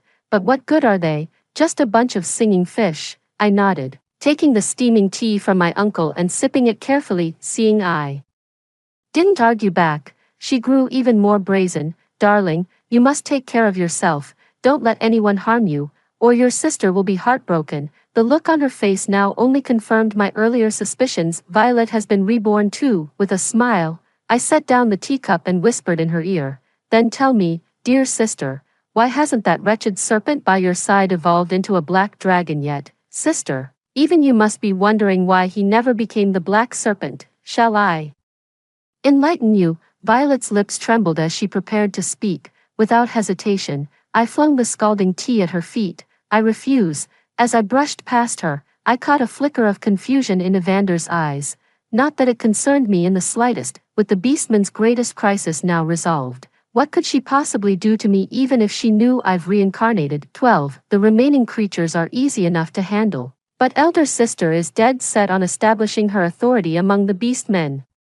When the dark wolf charged, Violet was the first to meet it, only to realize the serpent beneath her feet was no longer the mighty black flood dragon of yore. In our past life, that treacherous snake abandoned his own wife to fight alongside Violet. What was their damned excuse again? "Dear sister, you're far too delicate to fight alongside Evander. You'd only hold him back. Arwen, stay hidden. I will come for you." Yet they never stopped to consider, with Evander's strength, agility, and divine power severely depleted, how could they possibly believe just the two of them could defeat a pack of shadow wolves? I waited patiently as they were beaten back relentlessly, until Violet was sent flying by the alpha wolf's swipe and Evander's serpent form got pinned under wolf paws. Only then did I draw my blade, signaling to the beast men behind me. When the primal wolves were finally dealt with, I found Violet sprawled across a rock, coughing up blood. By the looks of it, the injuries ran deep. "My lord, the young mistress's meridians are completely severed."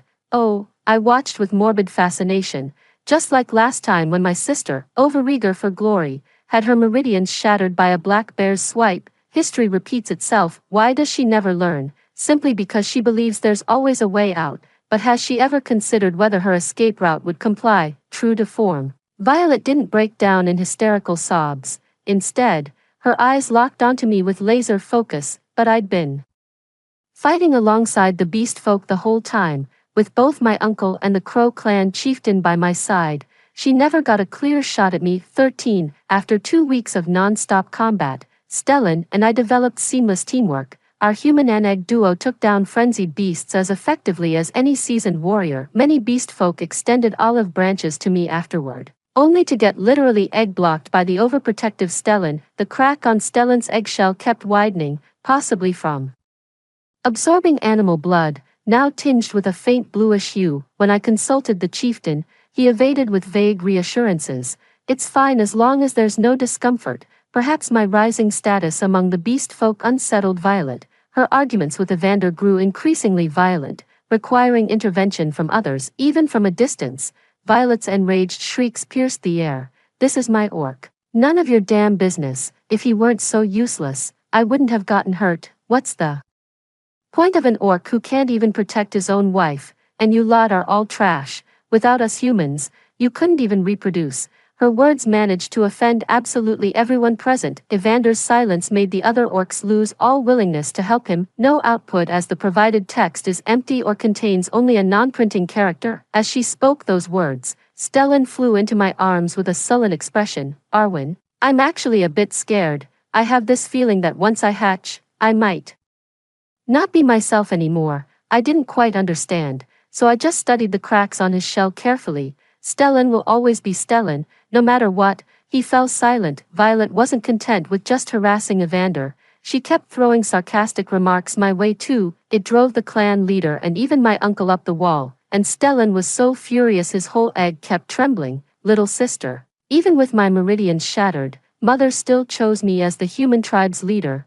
While you're only fit to be a breeding tool for orcs, you'd better hide well." I remained silent, she still didn't know Mother had already approached me and given me the seal of the human chieftain. This time, it was she whom Mother had chosen to forsake. 14. One night as I let my blood drip onto the eggshell, I noticed something strange happening to the egg. Arwen, I feel so hot, like I'm being boiled alive. His words startled me. When I reached out to touch the egg, the heat instantly blistered my hand. I immediately sought out the Crow clan chieftain, but he stroked his beard thoughtfully for a long while before speaking. Arwen, I fear only the frost pool deep in the forest can aid Stellan now. I nodded, knowing the moment had come. I quickly handed all the prepared medicine to the chieftain, then predicted potential future animal threats and gave the countermeasures to my uncle as well. With their current standing in the beastfolk community, I'm confident this battle won't be difficult for them. After completing everything, I calmly stepped into the dark forest cradling the egg. Fully aware of Violet's watchful gaze, though she didn't dare approach recklessly, no matter, I've got all the time in the world to play her game. Navigating by the methods taught in my clan, I headed due south, only to find the path growing increasingly treacherous, thanks to the insect repellent sachet I'd prepared and Uncle's water orb barrier. Most creatures gave me a wide berth, allowing me to reach the glacial pool. I came here firstly for Stellan, and secondly because I'd died here before. The answers I seek lie beneath these waters. The temperature plummeted after Stellan entered the frozen pool. With him unable to whisper in my ear as before, I pitched a small tent beside him. 10 days later, the clan chief sent me a message. A method to dispel the miasma is nearly perfected, and the agitated forest creatures have inexplicably calmed down, their eyes regaining their former gentleness. The fierce beasts retreated in unison to the forest depths, bringing us temporary peace. For some reason, my thoughts turned to Stellan. I was just about to check when I realized my egg was gone. My dear sister Violet stood atop the tent with my beast husband's egg in Evander's jaws, radiating confidence without a trace of fear. Little sister, this egg of yours shows no sign of hatching after all this time. Perhaps we should just let Evander consume it. The nourishment might help him evolve into a black drake. Then he could conveniently extract your spiritual roots for me. I watched her coldly. While I did want her here, that didn't mean I'd let her lay a finger on my egg. Let me guess, the only reason you took so long to come, sister, is because you weren't confident about entering the forest. If Evander could truly devour my egg, why bother threatening me here? I'm afraid this egg might burn your mouth. The moment I finished speaking, Violet's smile twisted into rage. She slapped Evander across the face, sending my egg tumbling to the ground before it rolled into the frozen pool. You wretch, with your spiritual roots, I'll become humanity's mightiest leader. Every last orc will grovel beneath my feet. She seemed eager for a terrified reaction, but I refused to give her that satisfaction. I shook my head slowly. You truly believe you can withstand my spiritual roots, harness my meridian spine, with that pathetic excuse for a serpent by your side? My words drained the color from Violet's face. Gripping her whip, she hissed at Evander, kill her, I want her dead. This time I mean it. A flicker of hesitation crossed Evander's eyes as the serpent stood frozen. Seizing the moment, I lunged at Violet with my dagger. Each slash bit deep, yet carefully avoided fatal wounds. By the time Evander realized what was happening, his serpent tail lashed out at me, but I'd already retreated to the edge of the frozen pool. After all this training, did they really think I'd just take their abuse lying down? Man and a snake working together, yet still this stupid. Standing on the shore, I watched Violet crumpled on the ground, her face so badly slashed by my hand that her original features were unrecognizable. I severed the tendons in his hands and feet, yet those eyes and mouth remained as venomous as ever. Evander, how dare you defy me? You swore to the heavens, vowed to love only me and do anything I command, kill her, or face divine retribution. I smiled at her. Sister, are you certain he ever made such an oath to you in this lifetime? Their frozen expressions told me I'd guessed right. 15. Their bond was nothing like their past life's connection. With Violet already claiming Evander as her own, she'd stopped catering to his every whim. Evander adored Violet yet found her falling short of his idealized goddess. My earlier remark about his potential to evolve into a black flood dragon had already sown discord between them. Evander reverted to human form, but his slit pupils remained, a telltale sign of his weakened state. Arwen, how can I become the black serpent? Evander, kill her and you shall become the black serpent. Pale-faced Violet rushed to answer. only to be swatted away by Evander's serpent tail as he advanced toward me, coiling me before him. "I'll do anything for you if it means becoming the Black Serpent." These eyes held the deepest affection I'd ever seen, yet also harbored torment. I drove the dagger hard into his chest. "In your dreams." Though dreams might come quicker, at the same instant, a bolt of lightning struck Evander. "You dare." A pair of hands grasped my waist. Only then did I realize it was a young man in blue robes.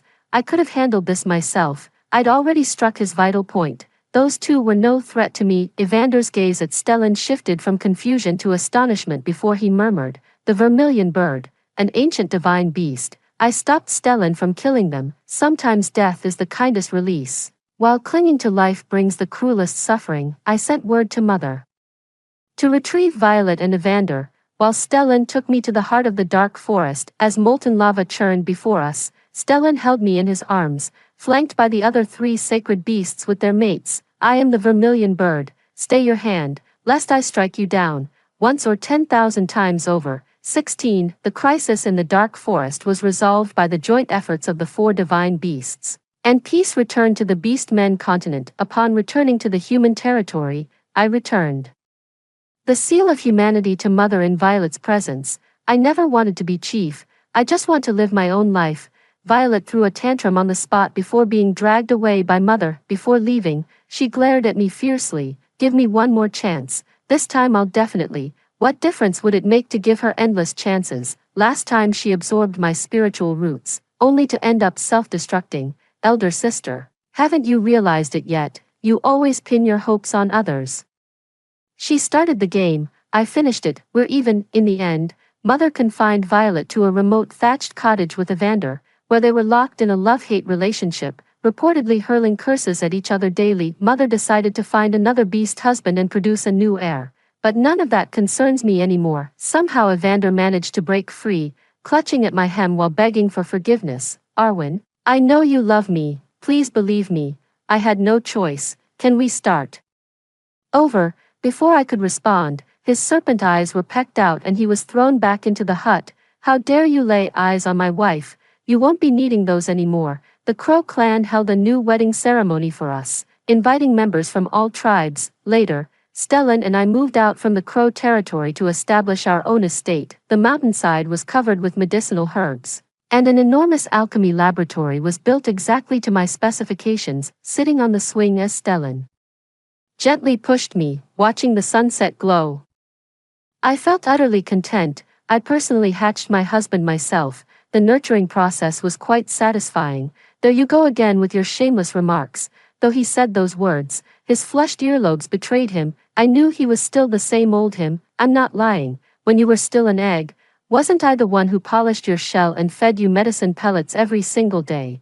Before I could finish speaking, he scooped me off the swing and carried me straight into the house. "Well, then, my lady, hurry up and lay an egg for me, and, side story, I am the ancient divine beast vermilion bird, known as Stellan. Thus a beast man can only bind himself to one wife in his lifetime. By some twist of fate, I was sent to marry a bride that day. I heard others call her Arwen, a lovely name that suits me well. Pity my looks were too plain. She didn't seem to fancy me. After returning to the Crow tribe, the curse upon me took effect, turning me back into an egg. The clan leader exhausted the entire tribe's resources trying to hatch me. Just as the dark forest erupted in animal uprisings, the Crow clan chieftain had no choice but to secretly transport me to the frozen abyss, hoping my hatching would quell the chaos. When I remained trapped in the egg near death's door, Arwen's voice reached me again. Until her blood dyed the glacial pool crimson. After absorbing her lifeblood,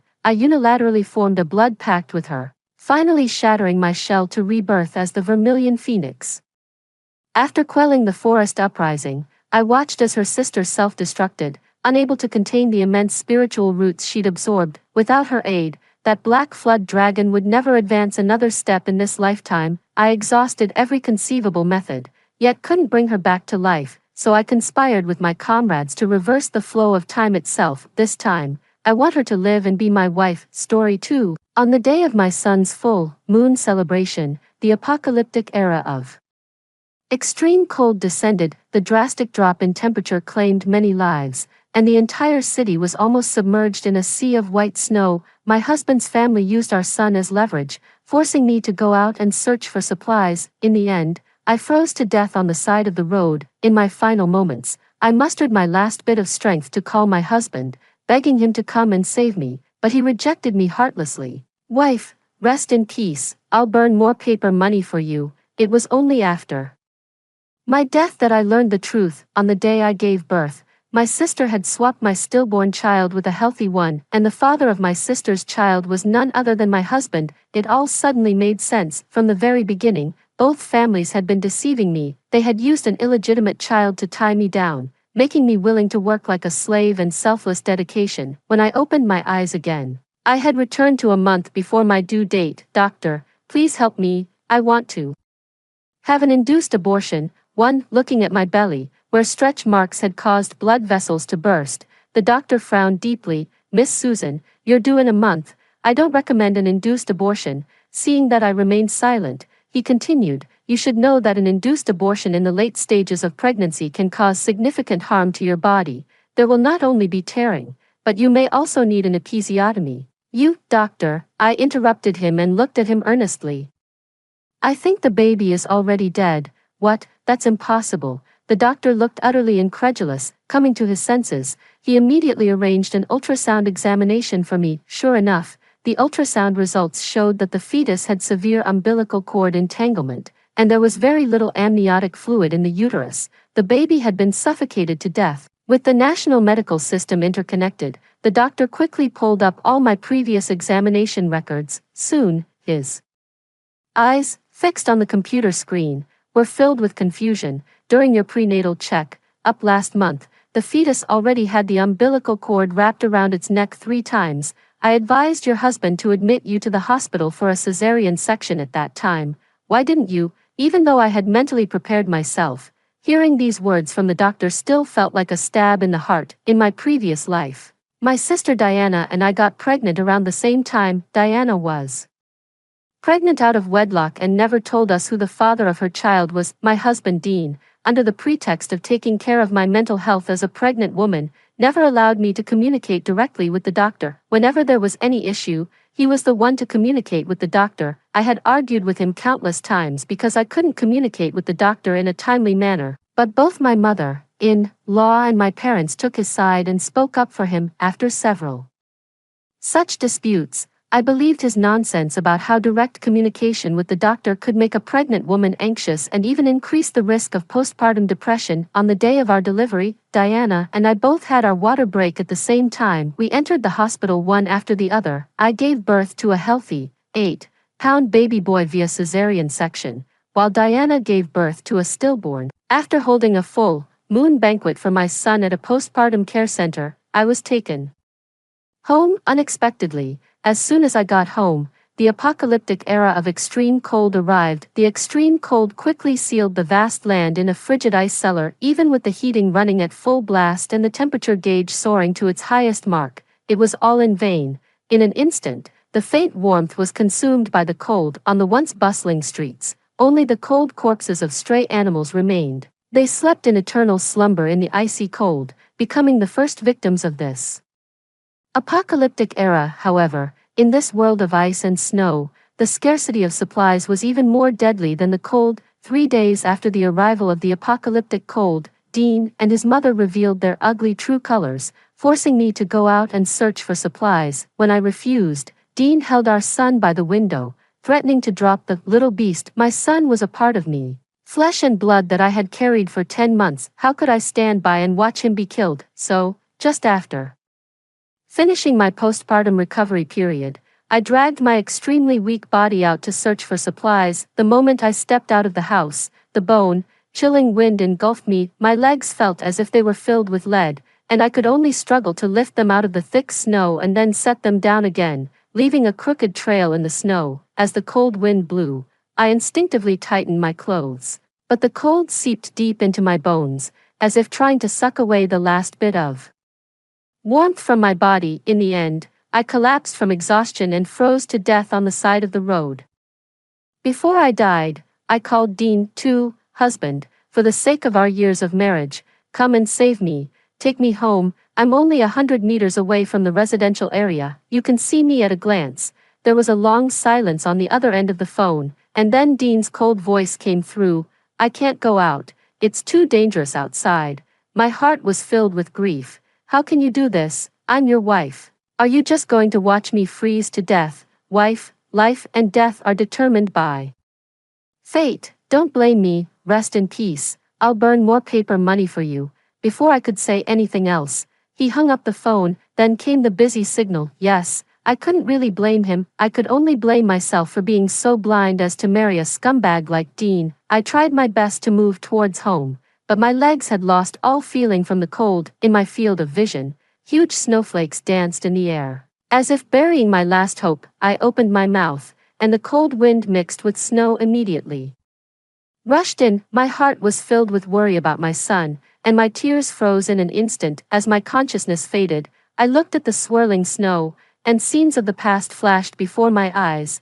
Then I slowly fell, my body merging with the snow, and the cold consuming my last bit of body heat. After my death, my soul floated back home. That was when I learned that it had all been a conspiracy. Dean had long been having an affair with Diana. The so-called lack of supplies, forcing me to go out and search, was actually a ploy to make me find enough supplies for 5 adults. It wasn't just Dean and his mother, Diana. My parents were also in on it. My parents had known about Dean and Diana's affair all along. They were also responsible for swapping the children and forcing me out to search for supplies. I couldn't understand why, as their daughters, we were treated so differently. If they had told me honestly about the umbilical cord entanglement and low amniotic fluid, I would have immediately opted for a cesarean section. Then my child wouldn't have died. They were all murderers. They sacrificed my child just to make way for Diana's child, and I, for the sake of this illegitimate child, went out to search for supplies in the extreme cold and blizzard, ultimately freezing to death on the side of the road. Before getting married, I was mentally manipulated by my parents and Diana. After getting married, I was controlled by Dean and his mother. Looking back on my life, I was nothing but a joke, a tool for all of them. Thankfully, fate was kind to me, giving me a chance to be reborn. This time, I wanted to see how these two families would live their comfortable, pampered lives in the apocalypse without me. They're big suckers. 3. After confirming the accuracy of the examination, the doctor immediately arranged an induced abortion for me. I learned from the doctor that this child was a girl, yet from start to finish, Dean had told me that our child was a boy. It was clear that he had planned this long ago. Perhaps from the very beginning, they had no intention of letting the girl in my belly be born safely. All he wanted was the boy in Diana's belly, the one who could carry on the Dean family line. The anesthesia took effect quickly. When I opened my eyes again, I was already in the hospital ward. I got my phone from the nurse. As soon as I turned it on, dozens of missed calls popped up. There were calls from Dean, my parents, and Diana. I hadn't informed anyone about this induced abortion, and they had no idea where I was. Unable to reach me, they were extremely anxious. After all, I was due to give birth in a month, and any mistake during this period could disrupt their plans. Just as I was lost in thought, looking at my phone, another call came in. After a moment's thought, I answered it. Hearing my voice, Dean let out a sigh of relief. "Wife, where are you? Why did your phone suddenly turn off? I thought something had happened to you. Are you okay? How's our son in your belly? I'm telling you, you're the most important person in our family right now. There can't be any mistakes. Where are you? Send me the address, and I'll drive to pick you up right away." Dean revealed his true intentions. Though he claimed to be concerned about me, what he really cared about was the child in my belly. All I felt for this scumbag was hatred. But I had just undergone an induced abortion and would need to have a uterine evacuation. My body would remain weak for some time. During this period, as my family member, and with the support of my parents, Dean would surely have the power to make decisions about my care. Considering various factors, I didn't choose to confront him directly but decided to play along for now. "Husband, I'm in the hospital. Come quickly. Our son is gone." Wife, what are you talking about? What happened to our son?" Dean's voice rose sharply on the phone, demanding that I explain clearly, but all I did was cry, giving him no useful information. Angry and frustrated, Dean finally hung up the phone. No longer needing to act, I wiped away my tears and lay in bed, checking the balance of my bank card. Both Dean and I graduated from prestigious universities and entered Fortune 500 companies right after graduation. Despite the tough economic situation, our combined monthly income was still 50,000 yuan. In most families, the wife manages the finances, but in our family, Dean was in charge of both our salary cards. At first, I would ask about the money's whereabouts, but every time I did, Dean would lose his temper, saying that if I didn't trust him, there was no point in continuing our marriage. My mother-in-law and parents also thought I was being unreasonable. For the sake of family harmony, I swallowed my pride and stopped asking. Now I realized how foolish I had been. I hadn't noticed the obvious red flags. If there was nothing to hide,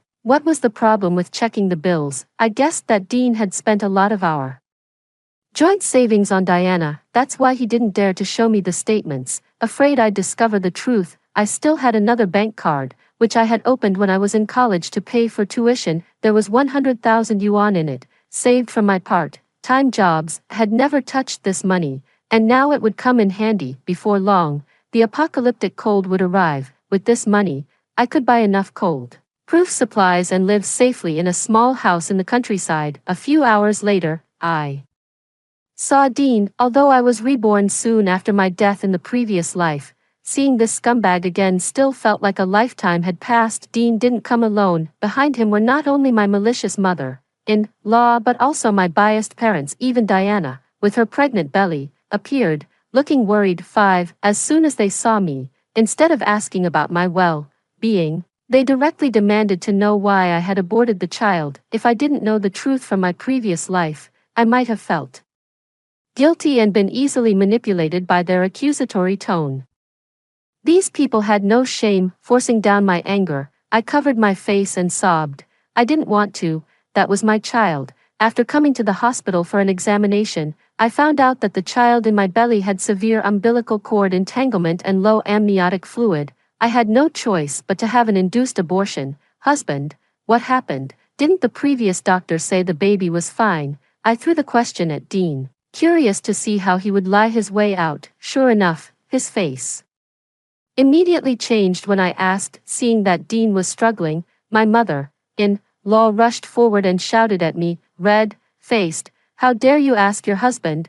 You're the mother, the child was in your belly. Isn't it your responsibility when something goes wrong? I've always said you're a jinx, but no one believed me. Now it's proven true. My precious grandson was due to be born in a month, and you aborted him. I could kill you. You bitch." My mother-in-law's tirade was probably based on the assumption that I was too mentally distraught after the abortion to argue back, but I wasn't going to let her have her way. With tears in my eyes, I said, "Precisely because I'm the mother, I know the situation better. No, I have to ask the previous doctor. It must be their incompetence that killed my child. Yes, I'm going to report them to the media and expose them." As I spoke, I pretended to be eager to get out of bed. 6. As I expected, Dean immediately stopped me. He was the one with a guilty conscience. If I really went to the doctor and revealed the truth, he would be the one criticized. At this point, no one knew that the apocalyptic cold was coming. Dean still cared about his reputation. If the matter got out and reached his company,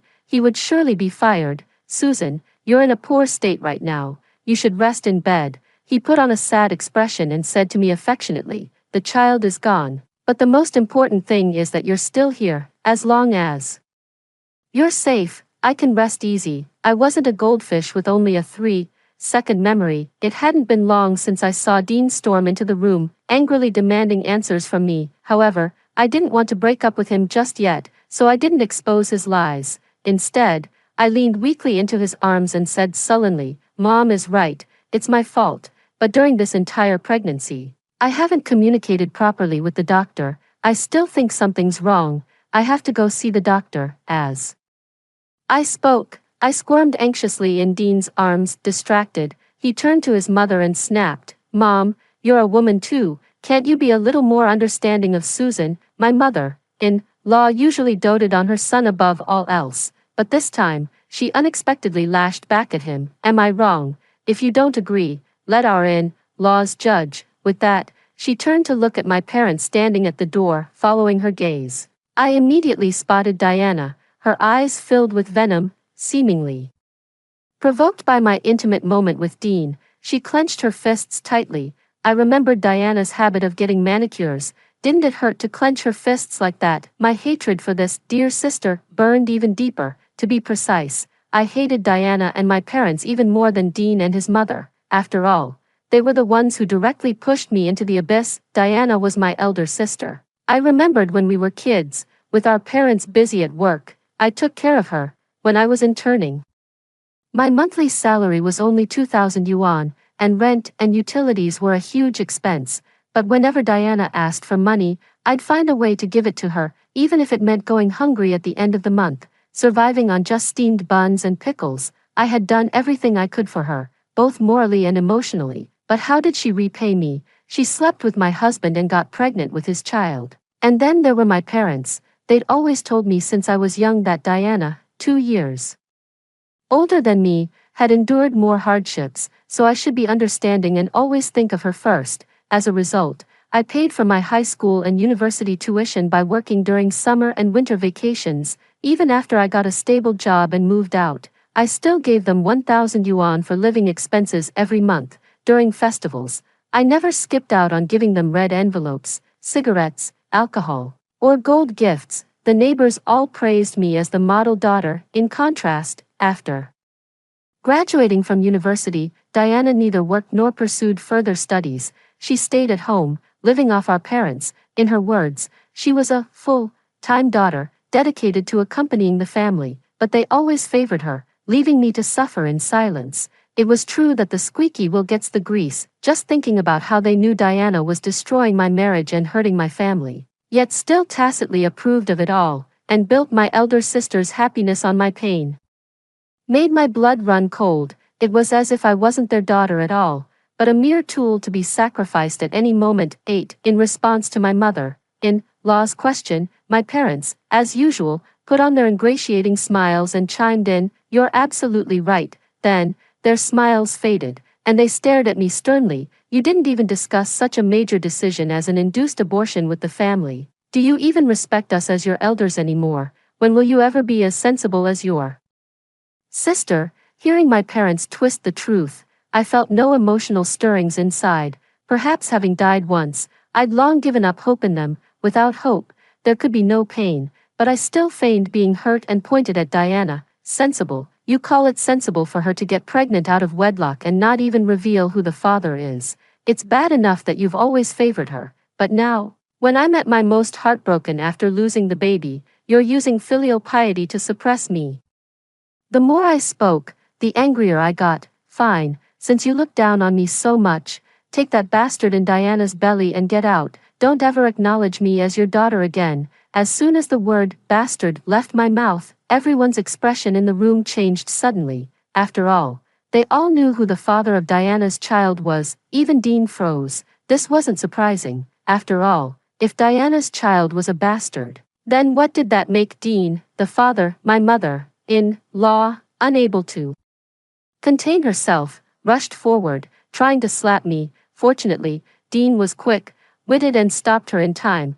To avoid arousing my suspicion, he quickly ushered the others out of the room. Having broken off with my parents, I actually felt relieved. Now I didn't have to endure their constant moral lectures about filial piety. In the following days, no one showed up again. I knew they must be discussing what to do about Diana's pregnancy. After all, since I'd had the stillborn aborted early, they couldn't pull their trick of swapping the babies anymore.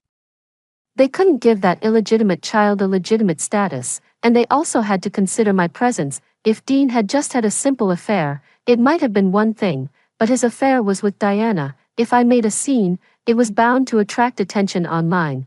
Although both families were selfish, they still cared about their reputations and wouldn't let themselves be publicly shamed. While keeping an eye on Dean's actions, I went through the discharge procedures at the hospital. The doctor advised me to stay in the hospital for a while longer to monitor my recovery, but I knew I couldn't afford to wait. 9. The temperature dropped lower and lower each day.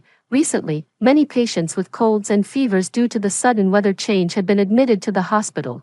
They looked haggard and coughed constantly. No one had yet realized that the apocalyptic era of extreme cold was approaching. I had thought about warning others, but every time I tried to bring it up, it was as if Something had sealed my mouth. In others' eyes, I just seemed to be acting strange. It seemed I could only change my own fate, not the outcome of the impending apocalypse. After leaving the hospital, I bought a train ticket and headed to my hometown in the countryside. My hometown was on Phoenix Mountain, and it had only gotten a road 10 years ago.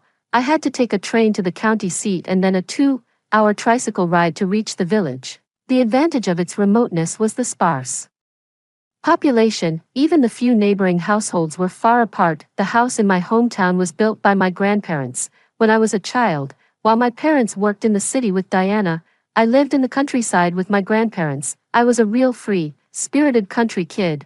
I thought perhaps because I wasn't raised by my parents, I didn't receive their favor, but that didn't matter anymore. Our house was located on the southernmost side of the mountain. Even during the coldest winters, it was a few degrees warmer than other places. Back then, to store and pickle vegetables, my grandparents had dug a cellar under the house to prevent rats from stealing the food. The cellar was very deep, and it took several minutes to climb down each time. When I was a child, I went to the cellar with my grandparents. It was not only warm in winter and cool in summer but also well insulated. After the apocalyptic cold arrived, the temperature plummeted to -60 degrees Celsius. At that time, even with the heating on, the cold seeped in everywhere. Fortunately, I had the cellar. Once I hid inside, I could block out the harsh cold outside. Despite my still recovering body, I rented a cargo van. The vehicle struggled along the empty, frost-covered road,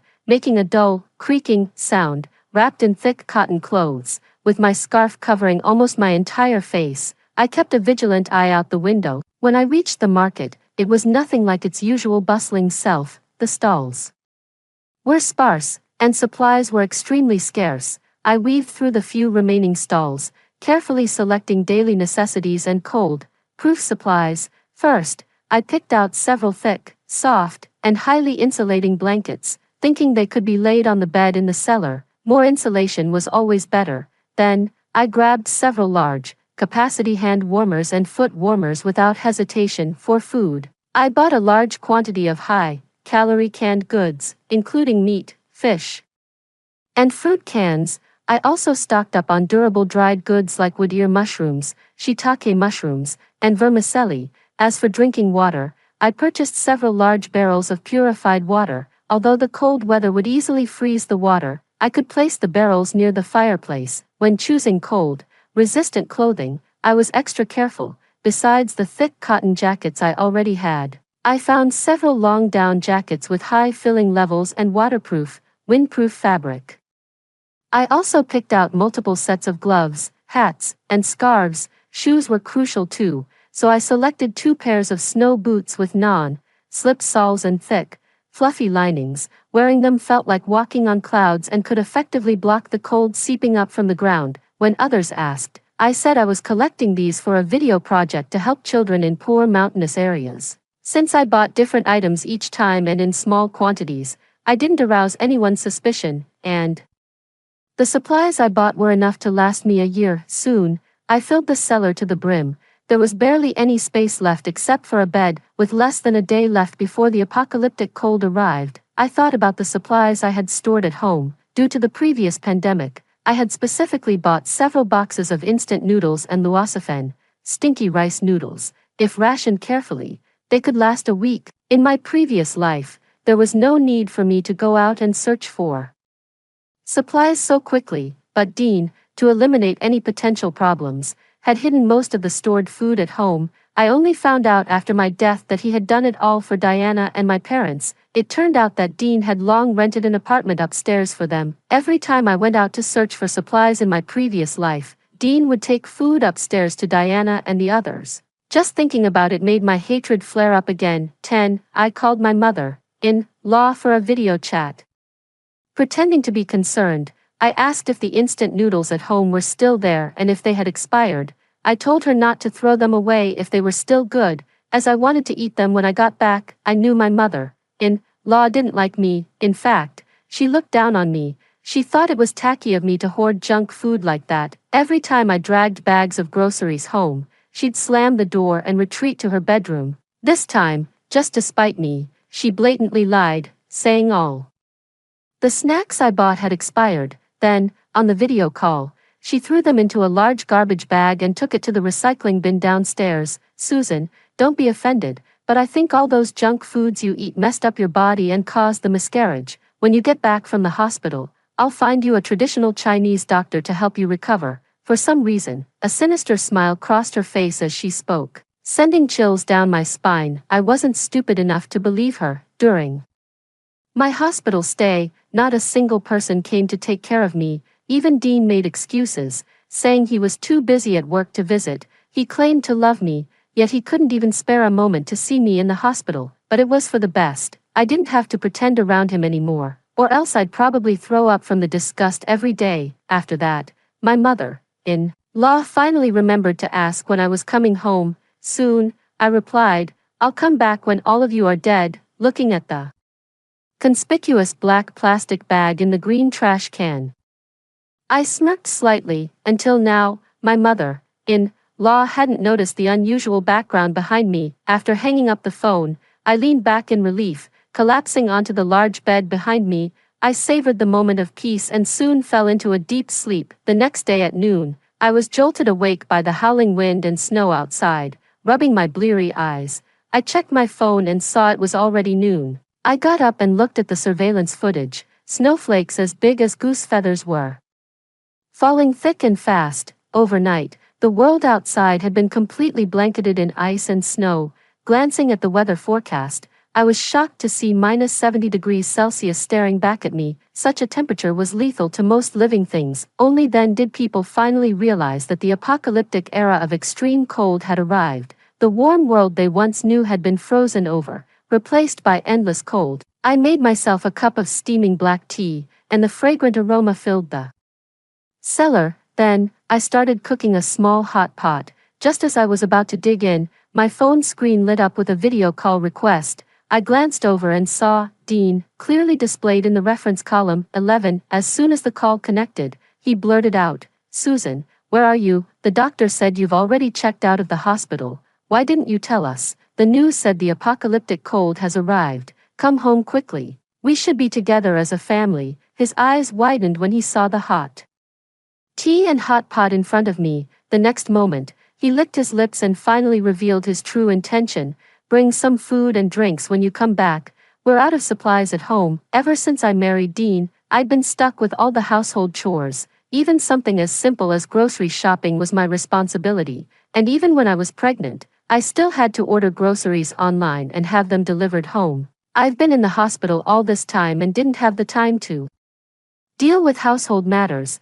I guess they've almost used up everything in the fridge. No wonder Dean still had the nerve to ask when I'd be coming home as Diana's due date approached. I arched an eyebrow. By the way, why don't you ask me to raise Diana's child for her? By the way, now that the apocalyptic extreme cold has arrived, I'm hiding in a cellar deep in the mountains, hundreds of kilometers away from Dean. Unless he has the ability to track me down through the internet, there's no way we can meet. Since we can't meet, I don't have to worry about the danger Dean might pose, so I can say whatever I want. Dean's face instantly changed. Susan, what do you mean? It's time we stopped playing dumb. While talking to Dean on the phone, I took a tablet from the bed and opened the surveillance app. I installed this surveillance system when I was pregnant unexpectedly. It would come in handy now. When I opened the surveillance feed, I immediately saw the 5 people sitting in the living room. Surprisingly, they were still sticking together. Even at a time like this, they could stay in the same place, probably forgetting about the surveillance. Dean still refused to admit the truth. Wife, your sister and I are innocent. Don't slander me. I swear to you, if I ever have a change of heart, may I be struck by lightning and die a horrible death. Is that okay?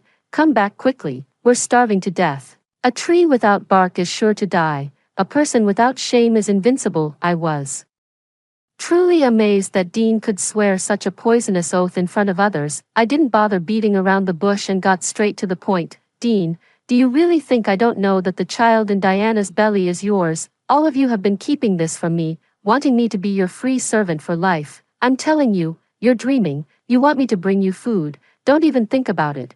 What makes you think you deserve it? Have you considered if you're worthy? As soon as I said this, my father flew into a rage. You ungrateful girl, do you want to starve your mother and me to death? I'm telling you, come back right now and buy all the food you can on the way, otherwise, your mother and I will pretend we never had a daughter like you and cut off all ties with you. 12. Since I was a child, my father has had a short temper, and I've been beaten by him countless times, but every time after the beating, my mother would cry beside me, saying that my father loved me deep down. Before I died a miserable death in my previous life, I also kept brainwashing myself with this thought, but now, having died once, even if I was the most naive person, I should have woken up. My father simply looked down on me. He didn't like me as his daughter, so nothing I did ever pleased him, no matter how well I did. He took it for granted, but whenever I made the slightest mistake, he would criticize and scold me mercilessly. The only reason he could act like this was that he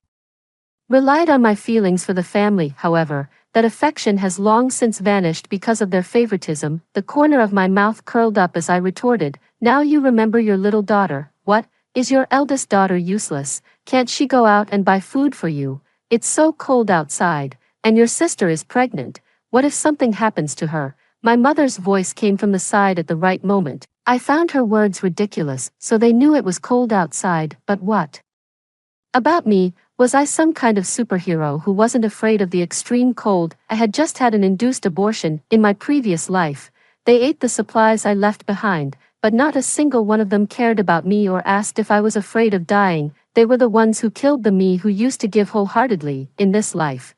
They brought this upon themselves. I didn't respond to my mother and changed the subject. Oh, I remember I stocked up a lot of instant food at home before. If you're hungry, you can just eat those. Dean immediately perked up and asked me where I'd put the food, looking at my mother-in-law in the surveillance feed, who was silently lowering her head and saying nothing. I suddenly stopped speaking. Now, it was their turn to get anxious. Even Diana came out and pleaded with me. Susan, this is a matter of life and death.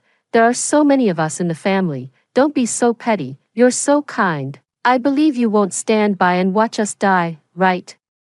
Just hearing Diana's voice made me feel sick, but in response to her earnest plea, I still nodded. You're right, people should be kind, but I just remembered that when I called Mom yesterday to ask if those things had expired, she threw away all those boxes of instant noodles, luocefen, dried fruits, potato chips, bread, everything. Dean, life and death are in the hands of fate. Don't blame me. I'll burn more paper money for you too. With that, I hung up the phone. 13. Then I turned on the sound of the surveillance feed and heard everyone shouting hysterically at my mother-in-law. They blamed her for everything and forced her to go downstairs to retrieve the thrown away items, but the trash cans in our community are cleaned by dedicated cleaners every 2 hours. Since it had been a whole night, the items had long been picked up. How could my mother-in-law possibly find them? But the others didn't care. They thought she was responsible for them losing the supplies and forced her to go out in the blizzard. Throughout the whole process, no one said a word, but their actions spoke volumes. In Dean's eyes, his own life was clearly more important than his mother's. My mother-in-law, a middle-aged woman who was used to a comfortable life, had never endured such hardships. She wailed and begged in the corridor, asking Dean to let her back in. Unfortunately, Dean refused. With no other choice, she tentatively stepped out of the community. 3 hours later, she still didn't appear in the surveillance feed. As expected, she probably died outside. 14. With the scarcity of supplies,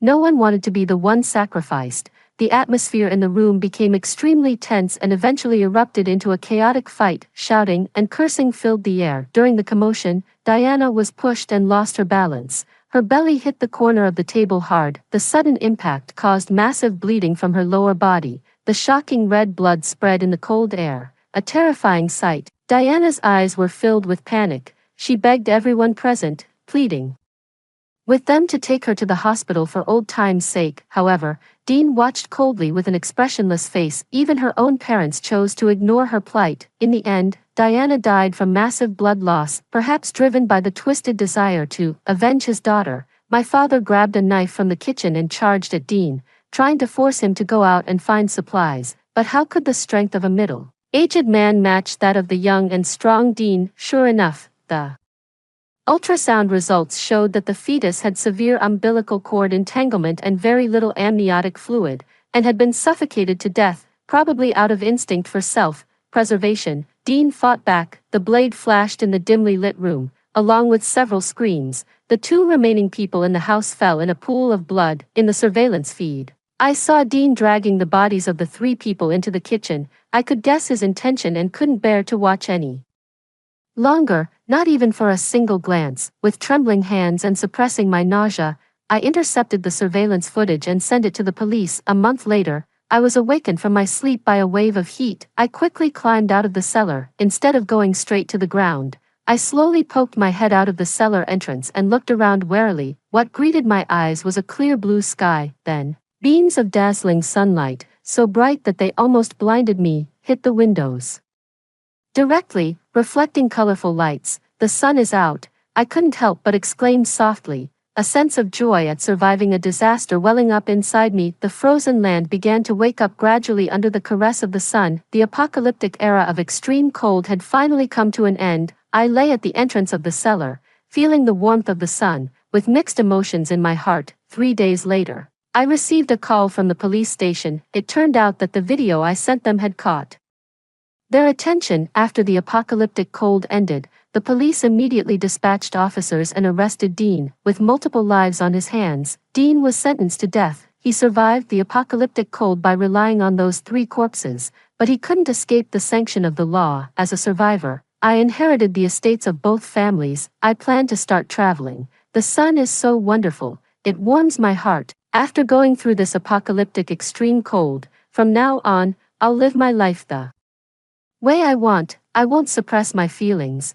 If something bothers me, I'll speak up. I'll live according to my own will and live a happy life.